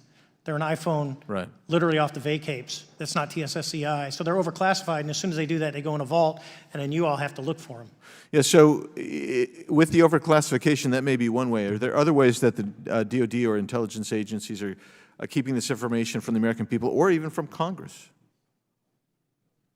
I think part of that has been not encouraging reporting. If the problem is not something that can be measured, it's not something that's going to be fixed. Okay, very good. Well, I'm out of time, and I thank you, Mr. Chairman, and I yield back. First of all, without objection, Representative Nick Langworthy of New York has waived on the subcommittee for purpose of questioning witnesses at today's subcommittee hearing. And then we go to Mr. Burleson. Thank you, Mr. Chairman. Appreciate you guys coming out today, testifying. Look, I've been here for 6 months, and I'm pretty skeptical. I don't trust anything in this town. And so I think that's because I'm from Missouri. You've got to show me, right? With that being said, there's been a lot of things that have been said in the public, Mr. Grush, and so I want to get down to, if we can, some specifics, right? So at one point you had said that there has been harmful activity or aggressive activity. Has any of the activity been aggressive, been hostile in your reports? I know of multiple colleagues of mine that got physically injured. And the activity, and I got to by UAPs or by people within the federal government? Both. Okay, so there has been activity by alien or non-human technology and or beings that has caused harm to humans. I can't get into the specifics in an open environment, but at least the activity that I personally witnessed, and I have to be very careful here because they tell you never to acknowledge tradecraft, right? So what I personally witnessed, myself and my wife, was very disturbing. Okay. One of my constituents actually sent this next question, and I figured I'd ask it since I had the same thought. You've said that the U.S. has intact spacecraft. You said that the government has alien bodies or alien species. Have you seen the spacecraft? I have to be careful to describe what I've seen firsthand and not in this environment, but I could answer that question behind closed doors. Yeah. And have you seen any of the bodies?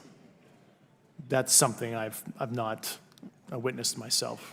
Okay, and so with that being said, and the other statement that has been made that was intriguing to me it's intriguing because my view has been that we are billions of light years away from any other system. And the concept that an alien species that's technologically advanced enough to travel billions of light years gets here and somehow is incompetent enough to not survive Earth or crashes is something that I find a little bit far-fetched. And with that being said, you have mentioned that there's interdimensional potential. Could you expound on that? Yeah, to answer your first question, and I'm here as a fact witness and expert, but I will give you a theoretical framework, at least to work off, to kind of espouse crashes, regardless of your level of sentience, right? Planes crash, cars crash, n number of sorties, however high, a small percentage are going to end in mission failure, if you will, as we say in the Air Force. And then in terms of multidimensionality, that kind of thing, the framework that I'm familiar with, for example, is something called the holographic principle. It derives itself from general relativity and quantum mechanics, and that is, if you want to imagine a 3D object such as yourself casting a shadow onto a 2D surface, that's the holographic principle. So you can be projected, quasi-projected from higher dimensional space to lower dimensional. It's a scientific trope that you can actually cross, literally, as far as I understand, but there's probably guys with PhDs that we could probably argue about that. But you have not seen any documentation that that's what's occurring? Only a theoretical framework discussion, yes. Okay. Okay. Occam's razor is that these aircraft, have they been identified that they are being produced by by domestic, military and contractors? Is there any evidence that that's what's being recovered? Not to my knowledge, plus the recoveries predate a lot of our advanced programs that I previously am witting of, so. Would it be safe to say that there could be a scenario today where you have an aircraft that crashes and because it's been involved in one program from one federal agency, and but the agency that retrieves it is not aware of that program, and to them it appears alien in origin?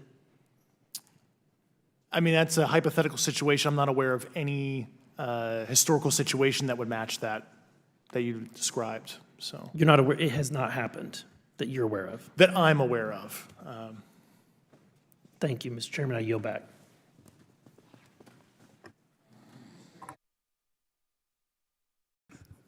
Several months ago, my office received a protected disclosure from Eglin Air Force Base indicating that there was a UAP incident that required my attention. I sought a briefing regarding that episode and brought with me Congressman Burchett and Congresswoman Luna. We asked to see any of the evidence that had been taken by flight crew in this endeavor and to observe any radar signature as well as to meet with the flight crew. We were not afforded access to all of the flight crew. And initially, we were not afforded access to images and to radar. Thereafter, we had a bit of a discussion about how authorities flow in the United States of America, and we did see the image. And we did meet with one member of the flight crew who took the image. The image was of something that I am not able to attach to any human capability, either from the United States or from any of our adversaries. And I'm somewhat informed on the matter, having served on the Armed Services Committee for 7 years, having served on the committee that oversees DARPA and advanced technologies for several years. When we spoke with the flight crew, and when he showed us the photo that he'd taken, I asked why the video wasn't engaged, why we didn't have a FLIR system that worked. Here's what he said. They were out on a test mission that day over the Gulf of Mexico. And when you're on a test mission, you're supposed to have clear airspace. Not supposed to be anything that shows up. And they saw a sequence of 4 craft in a clear diamond formation for which there is a radar sequence that I alone have observed in the United States Congress. One of the pilots goes to check out that diamond formation and sees a large floating, what I can only describe as an orb. Again, like I said, not of any human capability that I'm aware of.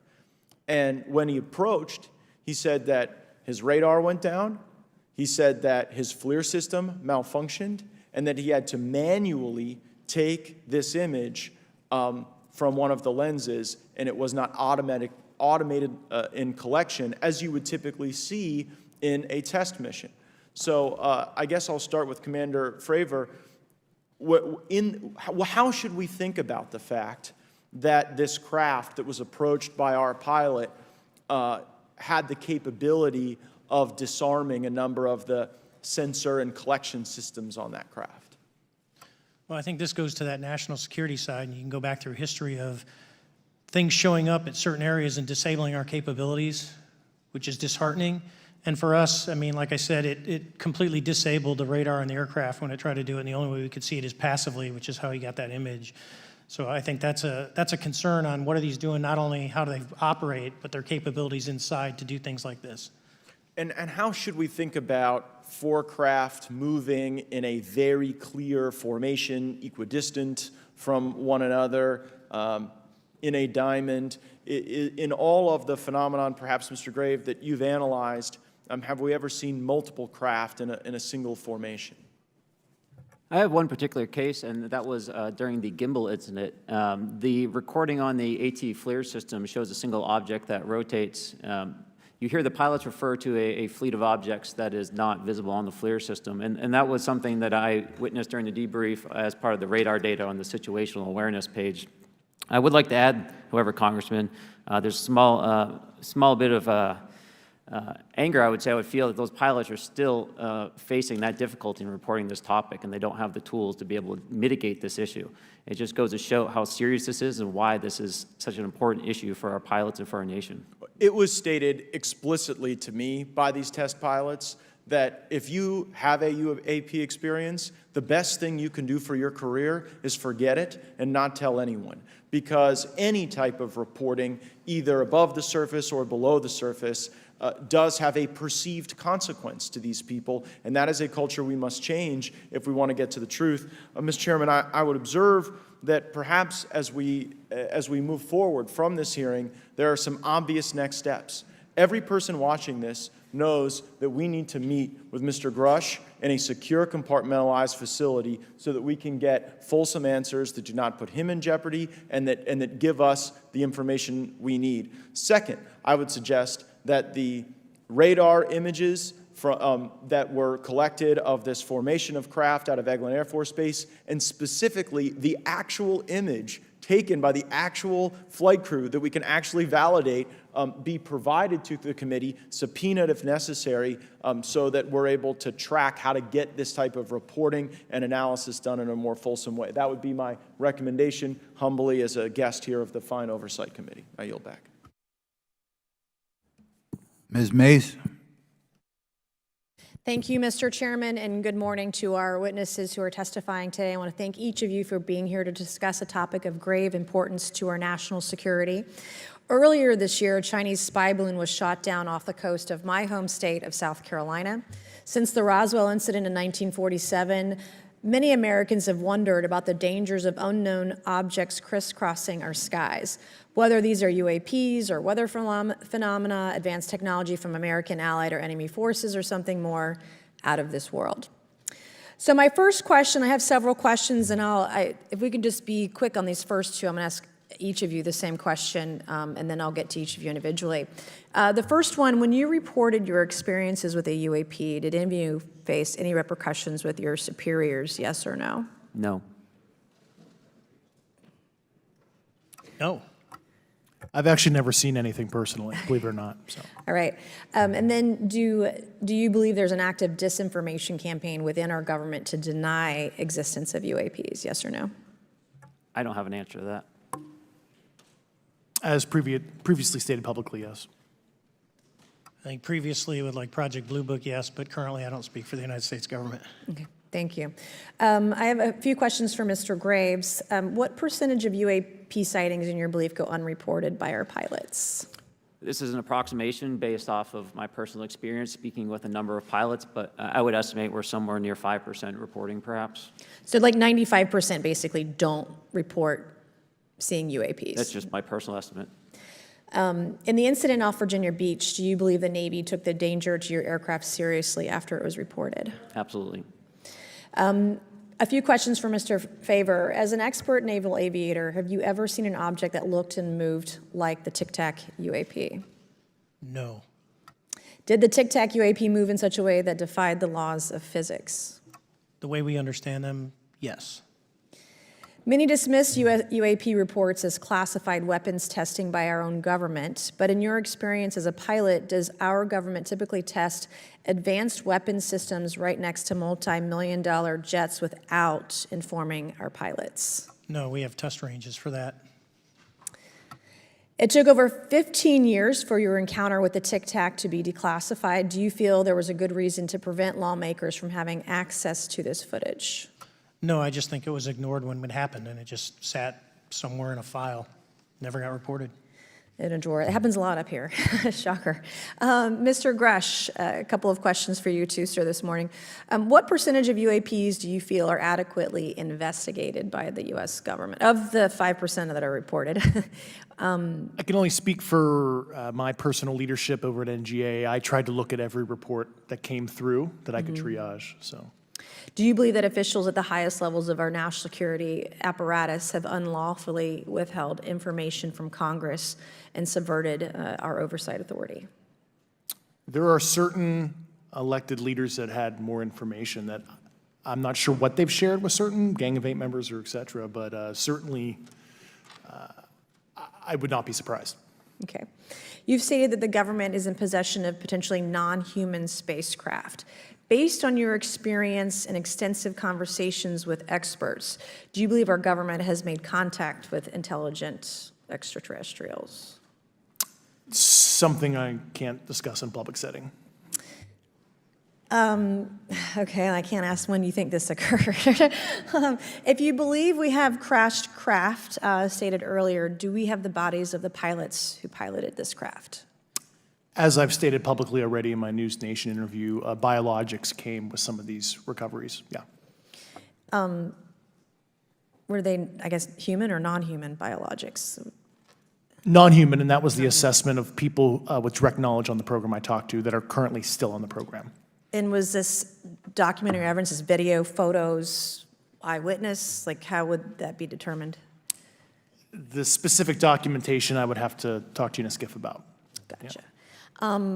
Okay, so, and you may or may not be able to answer my last question, and maybe we get into a skiff at the next hearing that we have, but who in the government, either what agency, sub-agency, what contractors, who should be called into the next hearing about UAPs, either in a public setting or even in a private setting? And you probably can't name names, but what agencies or organizations, contractors, et cetera, do we need to call in to get these questions answered, whether it's about funding, what programs are happening, and what's out there?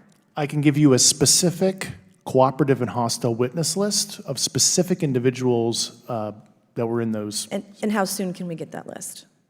I'm happy to provide that to you after the hearing. Super, thank you, and I yield back. Okay, now we have Mr. Langworthy. Is he here? Okay. Thank you very much. I'd like to thank all of the witnesses for being here today to discuss this very unique topic. And I'd like to jump right into my questions, if you don't mind. Commander Fravor, can you briefly describe your background?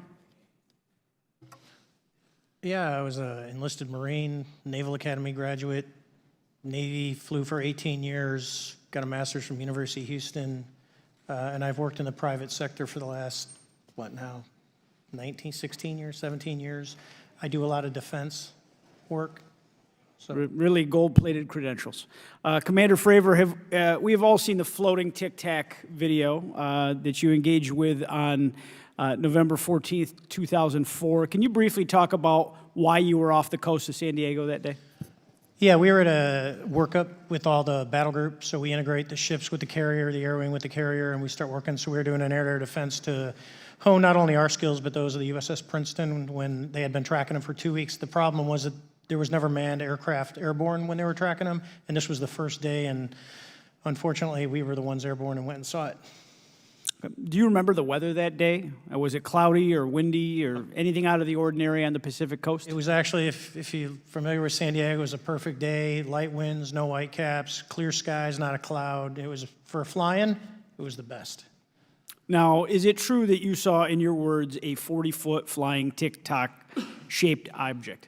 That's correct. Or for some people that can't know what a Tic Tac is, it's a giant flying propane tank. Fair enough.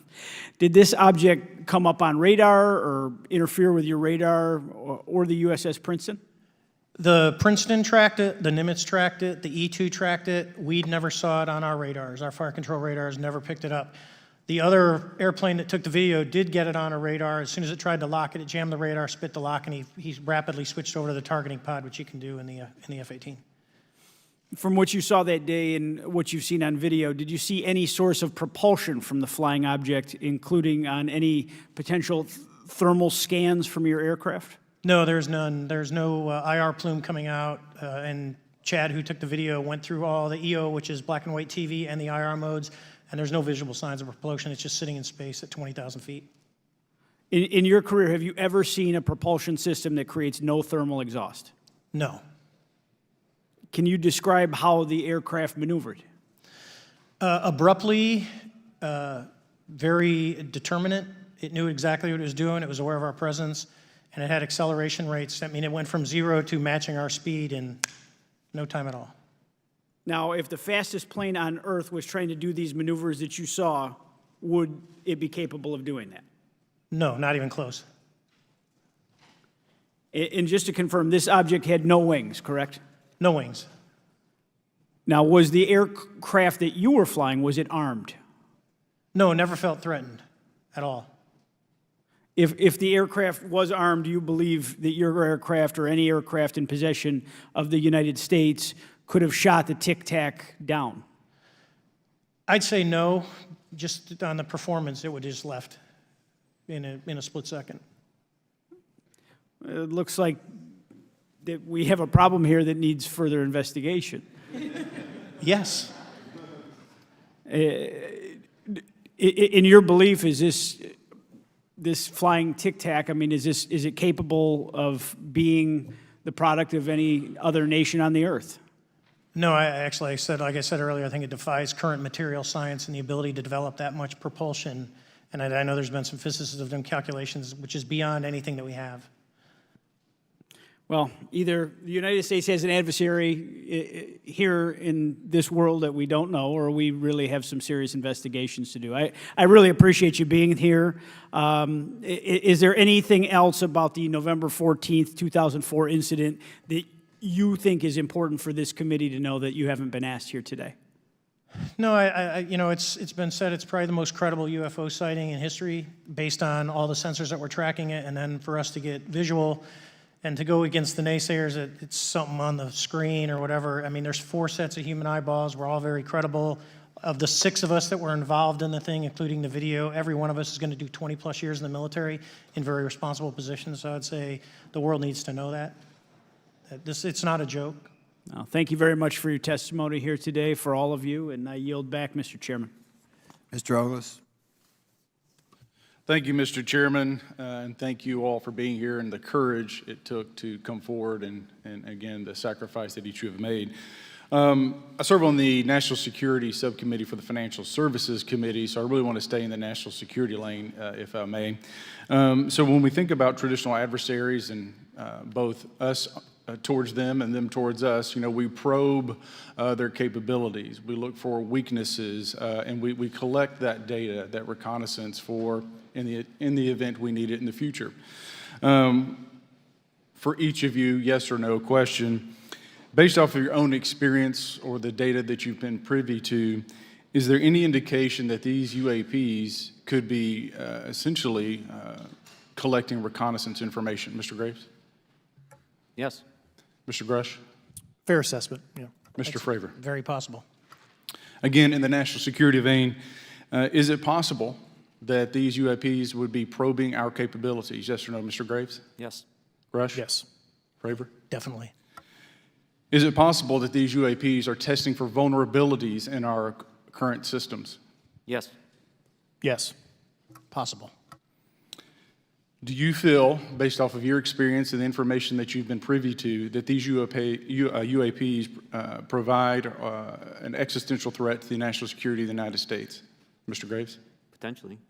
Yes, sir, potentially. Same answer, potentially. Yeah, I'd say Fravor? definitely, potentially.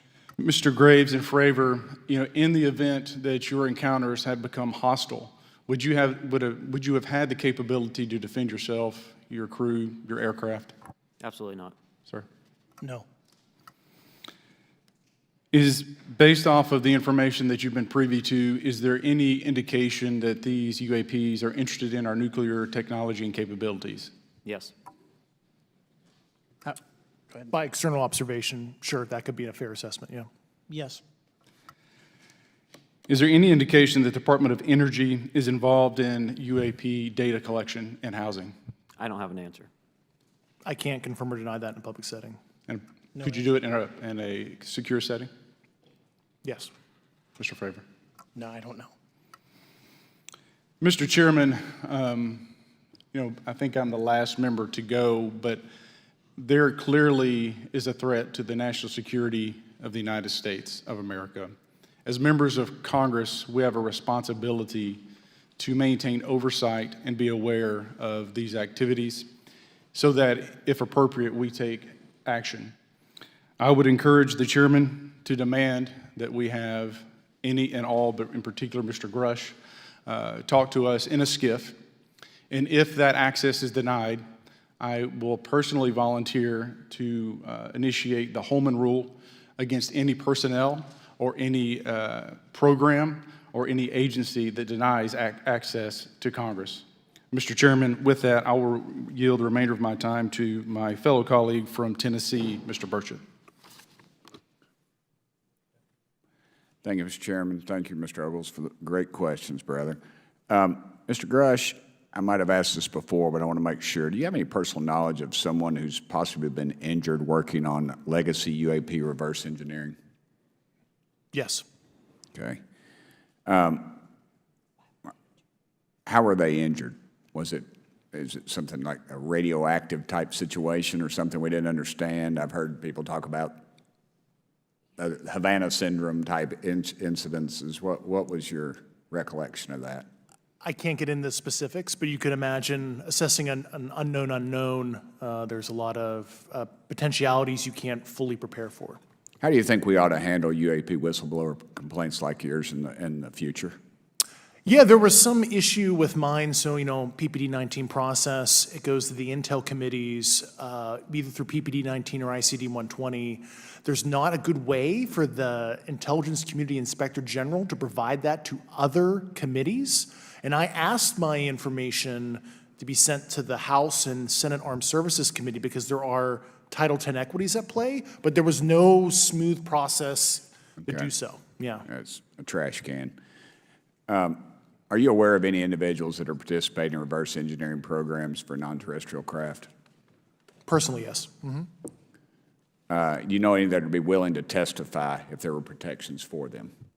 Certainly closed door and assurances that breaking their NDA, they're not going to get administratively punished for so. Yeah. I yield, Mr. Chairman. Thank you. I'm going to do something a little bit out of the ordinary here. We're going to give 3 people a chance at an additional 3 minutes. So Mr. Burchett, do you want to keep going? Why don't you come back to me, Mr. Chairman? Ms. Luna, if she's on, is she on that list? Sure. Chairman, I'd like to submit for the record an article by News Nation, and it follows Mr. Grush's full interview for the record. Without objection. Thank you. Mr. Grush, why is it that you refer to the phenomenon as non-human intelligence? Why deviate from the basis of extraterrestrial life? I think the phenomenon is very complex, and I like to leave an open mind analytically to specific origin. When you say specific origin, are you referring, can you elaborate on that for those that might not? If it's a traditional extraterrestrial origin or something else that we don't quite understand from either a biological or astrophysics perspective, I just like to keep an open mind on what it could be, Okay, and referring to your News Nation interview, you had referenced specific treaties between governments. Article 3 of the Nuclear Arms Treaty with Russia identifies UAPs. It specifically mentions them. To your knowledge, are there safety measures in place with foreign governments or other superpowers to avoid an escalatory situation in the event that a UAP malevolent event occurs? Yeah, you're referring to actual a public treaty in the UN Register. It's funny you mentioned that. Yeah, the Agreement on Measures to Reduce the Risk of Outbreak of Nuclear War signed in 1971. Unclassified treaty, publicly available. And if you cite the George Washington University National Security Archives, you will find the declassified in 2013 specific provisions in the specific red line flash message traffic with the specific codes pursuant to Article 3 and Article, also Situation 2, which is in the previously classified NSA archive.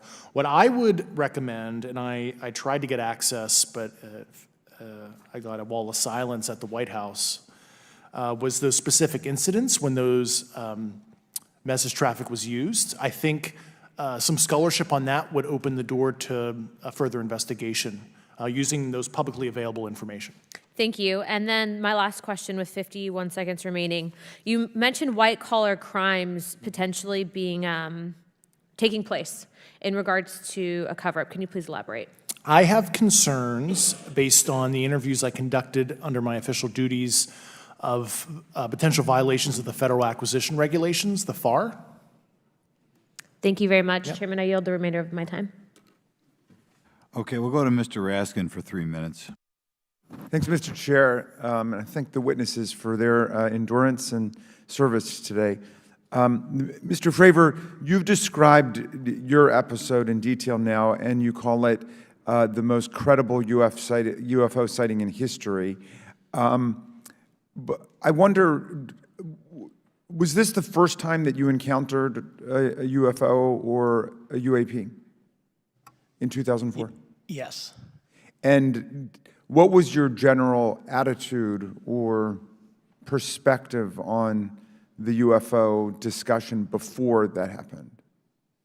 I never felt that we were alone with all the planets out there, but I wasn't a UFO person. I wasn't watching History Channel and MUFON and all that. And have you had experiences or encounters since that happened? No. And so have you formed any general conclusions about what you think you experienced then? Yes, I think what we experienced was, like I said, well beyond the material science and the capabilities that we had at the time, that we have currently, or that we're going to have in the next 10 to 20 years. Very good. Mr. Grush, you've been able to answer in great detail on certain questions, and then other things you say you're not able to respond to. Can you just explain where you're drawing the line and what's the basis for that? Yeah, based on my DOPSR security review and what they've determined that is unclassified. I see. So you're answering any questions that just call upon your knowledge of unclassified questions, but anything that relates to classified matters you're not commenting on in this context? In an open session, but happy to participate in a closed session at the right level, yeah. Okay.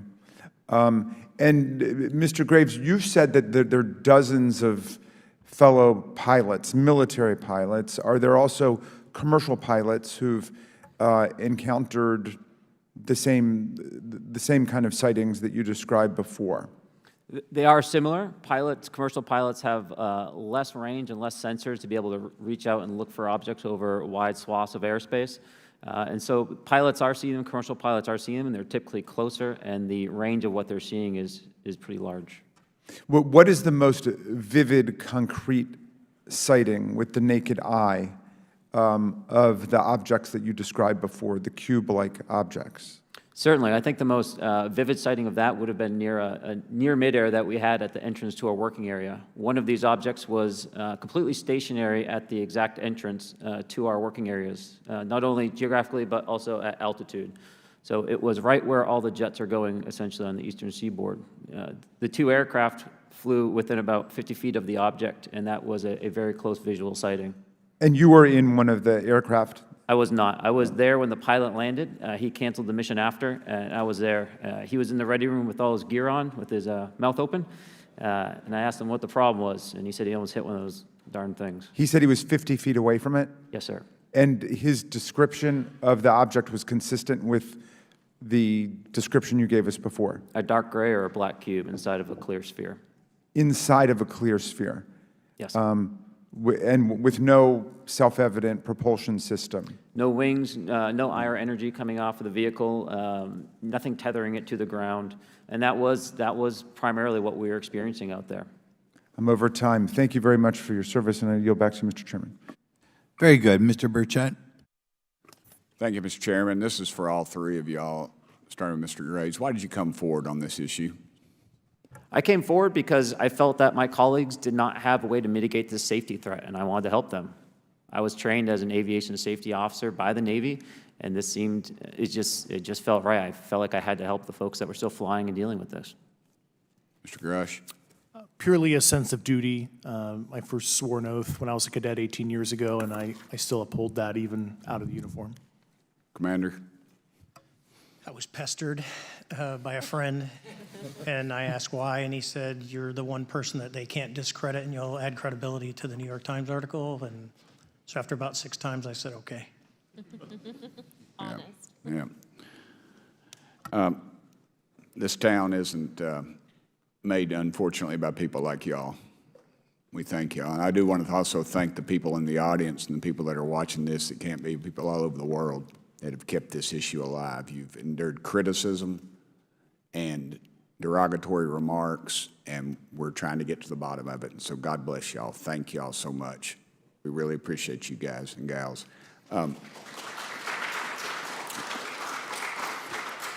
That's why we need term limits. Y'all keep clapping, us politicians just keep talking. So let me ask y'all, how can the public contribute to UAP reporting, and what avenues you think are available to the public to report these sightings? Well, right now, I don't think there is a lot of public options for every man to be able to report on this. I think even for professionals that have sensor data that are seeing these on a regular basis, they're still hesitant to come forward. And so for the general public, I think encouraging the conversations that we're having today, looking for technology solutions that can be distributed so that objective data can be gathered is the first place to go. Mr. Grush? I'll just touch on the whistleblower side of it. I do encourage, current and former military, intelligence community, and industry contractors to come forward in a legal way, either through the IC or DoD or whatever the cognizant IGs are, to lead, join me in this discussion. Commander, and I guess I should say this for the record. My daddy was United States Marine Corps, 1st Marine Division, so. Hoorah. Yes, sir. He was old school, him and Chesty Puller on Peleliu, so thank you, wow. brother. Wow. Yes, sir. I'm not anything like my daddy. He was incredible. I'm very mediocre, to say the least, but go ahead. You seem to be doing fine. Yeah. For me, I was an accident investigator, so the biggest thing that you learn, and I think that witnesses need to do is, one, don't try and make the fish bigger than it was. Stick to the facts, write it down, and don't speculate what you think it is because it will sway your decision. Just write the facts down. We can get all the facts together and we can start to investigate and get a real honest story instead of it was this big. Thank you all, and I want to thank everybody. We made history today. Mr. Chairman, I yield. Thank you much, Mr. Garcia. Thank you. I know now we're going to be making some closing remarks, and so I just wanted to say a few things. First, to our witnesses, I want to thank all of you for being here with us today. I know that it takes a lot of courage. You're telling really important information to this committee, and I just want to thank you also for all three of you, your service to our country. I also want to just note that today's hearing was both important but also serious, and I want to thank our subcommittee chairman, Mr. Grothman, I think, for running a very fair and substantive hearing. I do want to thank the committee staff on both sides for the amount of work that it took to put this hearing in place, and certainly to all the members that have been involved in this issue prior to the hearing. I also want to note for our witnesses and for the public that I'm a freshman member of Congress, and I've only been here for 7 months, but this is by far the most bipartisan conversation and discussion that I have seen happen in the Congress. And I think that a topic of this significance as it relates to our national security, as it relates to information that we're trying to gather for the American public, does bring people together, and I think that's been really great to see. I think it's also important to note for the public, today in our hearing, we had on our side also both our full ranking member, which is Mr. Raskin, and our vice ranking member, which is Ms. Ocasio-Cortez, both here at our hearing. I think it shows the importance and seriousness that our side of the aisle is taking to this important hearing, but also to the broader issue as it relates to working with our Republican counterparts on this committee. I want to additionally add that I think, and I think it's really important that we have and continue these discussions and these hearings. Clearly, there's a lot of information that we don't know, but it's also very clear that we have to continue our investigation and accountability on asking the right questions and ensuring that they're part of the public record. One thing that was important today is some folks might wonder, why are we asking questions that might already be out there or that have been asked before? It's important that they're asked and put into the public record as it relates to this committee. And so I want to thank you for, answering some questions multiple times. I know, not just in maybe meetings you had with some members, but also here in the public. Let me also just add an additional note that it's important also that our friends in the media and those that are not just reporting on this hearing, but that have reported on this topic and that may in the future, the media has an important role in this process. And it's very important that the media engages, does independent investigation, and reports on not just what happened today, but what they see independently as what is happening around UAPs in the broader community. That is also an important public benefit that we have in trying to get the information and the facts as it relates to this. Let me also just say finally that as a teacher and an educator and a longtime teacher and researcher, that I also really believe in following facts, in doing your homework, and in making sure that you follow science as we try to get as most information as possible. And so I want to thank you all for agreeing to do that today. Transparency is a cornerstone of government. We live in a vast galaxy, a lot of unanswered questions, and thank you all for being here today. Mr. Chairman.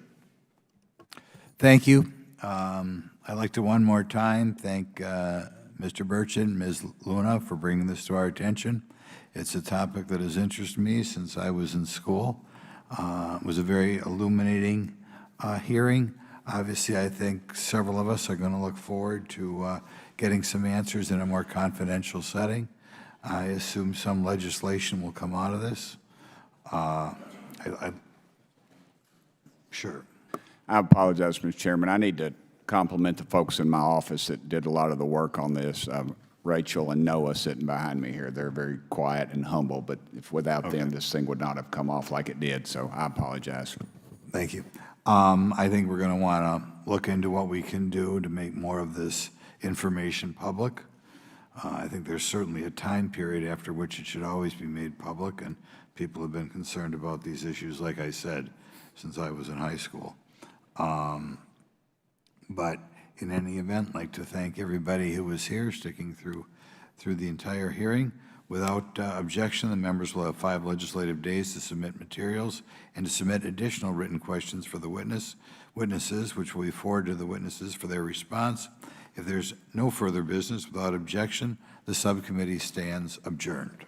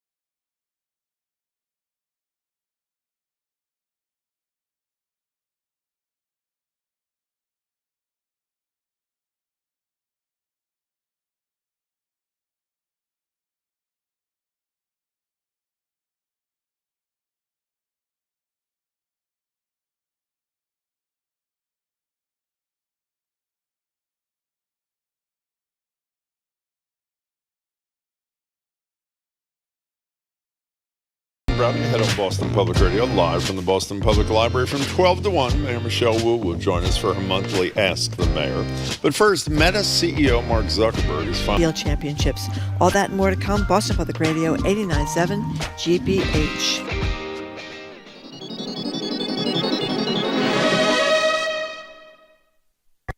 Live from NPR News in Washington, I'm Corva Coleman. The heavy rain has eased in New England, but not the danger from flooding. Vermont remains under a state of emergency amid catastrophic flooding damage. Water may overtop a dam near the capital, Montpelier. Parts of downtown Montpelier are already underwater. Other parts of Vermont have been cut off by flooding. The sudden heavy rain has been shocking. NASA's Gavin Schmidt says because of global warming, the atmosphere is holding more water. When it rains, when we get that water vapor condensing into clouds and then rain, it can be more intense. There can be more rain happening when it rains. Flash flooding killed a woman in New York this week. Several months ago, the White House began warning about an emerging illegal drug threat in the U.S. The veterinary tranquilizer xylazine was being combined with fentanyl, resulting in more overdose deaths. NPR's Deepa Shivaram says the Biden administration is now detailing a plan to address the problem. The new plan from the Office of National Drug Control Policy will beef up testing, tracking, and treatment for drugs laced with xylazine. Dr. Rahul Gupta, the director of the office, says xylazine has now been detected in nearly every state. We thought fentanyl was dangerous. Fentanyl combined with xylazine is even deadlier. The administration says it will also work to determine where xylazine, better known as tranq, is coming from and how to control regulation of the substance. Gupta says federal agencies will inform him of how they will implement the plan in the next couple of months.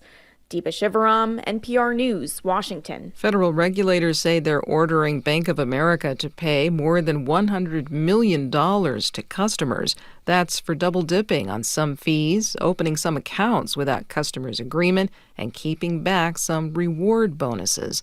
The Consumer Financial Protection Bureau says the bank will pay about $150 million in fines. Ukraine's president is heading to the NATO summit in Lithuania today as the alliance discusses a membership path for his country. NPR's Joanna Kakissis reports from Kyiv. In a message posted to social media, Ukrainian President Volodymyr Zelensky said it would be absurd for NATO not to admit Ukraine. He said continued uncertainty over Ukraine's membership is motivation for Russia to, quote, continue its terror. Uncertainty is weakness, he wrote. Zelensky says he's received signals that NATO allies want to add conditions to Ukraine's membership invitation and that they're refusing to commit to a timetable for his country's entry. Zelensky's pessimism contrasts with his foreign minister's upbeat assessment on Monday that NATO allies appeared poised to shorten Ukraine's path to membership. Joanna Kakissis, NPR News, Kyiv. On Wall Street, the Dow is up 138 points. It's NPR. Good morning. With the latest from the GBH Newsroom, I'm Henry Santoro. People recently released from jail face big barriers when it comes to finding work. And Massachusetts is now trying to address that problem with a $2.5 million grant for workforce training. GBH's Chris Burrell has more. About half of the people coming out of the state's prisons and jails are unemployed a year after their release. That's the reality facing thousands of men and women trying to rejoin society after serving time. State officials say the workforce program will train and help employ about 300 people next year in food services, clean energy, and manufacturing jobs. More than a dozen nonprofits across Massachusetts are partnering with county sheriffs and with local businesses that need workers. Chris Burrell, GBH News, 89.7. Letting the mothership know that I'm hearing an echo. There is no swimming allowed at a wildlife area on Nantucket right now. Local federal officials have closed Great Point to swimming indefinitely after reports of shark sightings and the deaths of 5 seals. The Nantucket Current reports that it's the first time that area has been closed because of sharks. In sports, the Major League Baseball All-Star Game is tonight. Go team. And in the forecast this Tuesday, sunny and upper 80s today, a hazy, hot, and Henry day. Clear sky, 70 degrees overnight. More of a hazy, hot, and Henry day tomorrow. Temperatures in the low 90s, and then back to a chance of showers in upper 80s on Thursday. It is right now 77 degrees in Boston, very muggy. This is GBH News. Support for NPR comes from NPR stations. Other contributors include the estate of Joan B. Kroc, whose bequest serves as an enduring investment in the future of public radio and seeks to help NPR be the model for high-quality journalism in the 21st century. And the Annie E. Casey Foundation.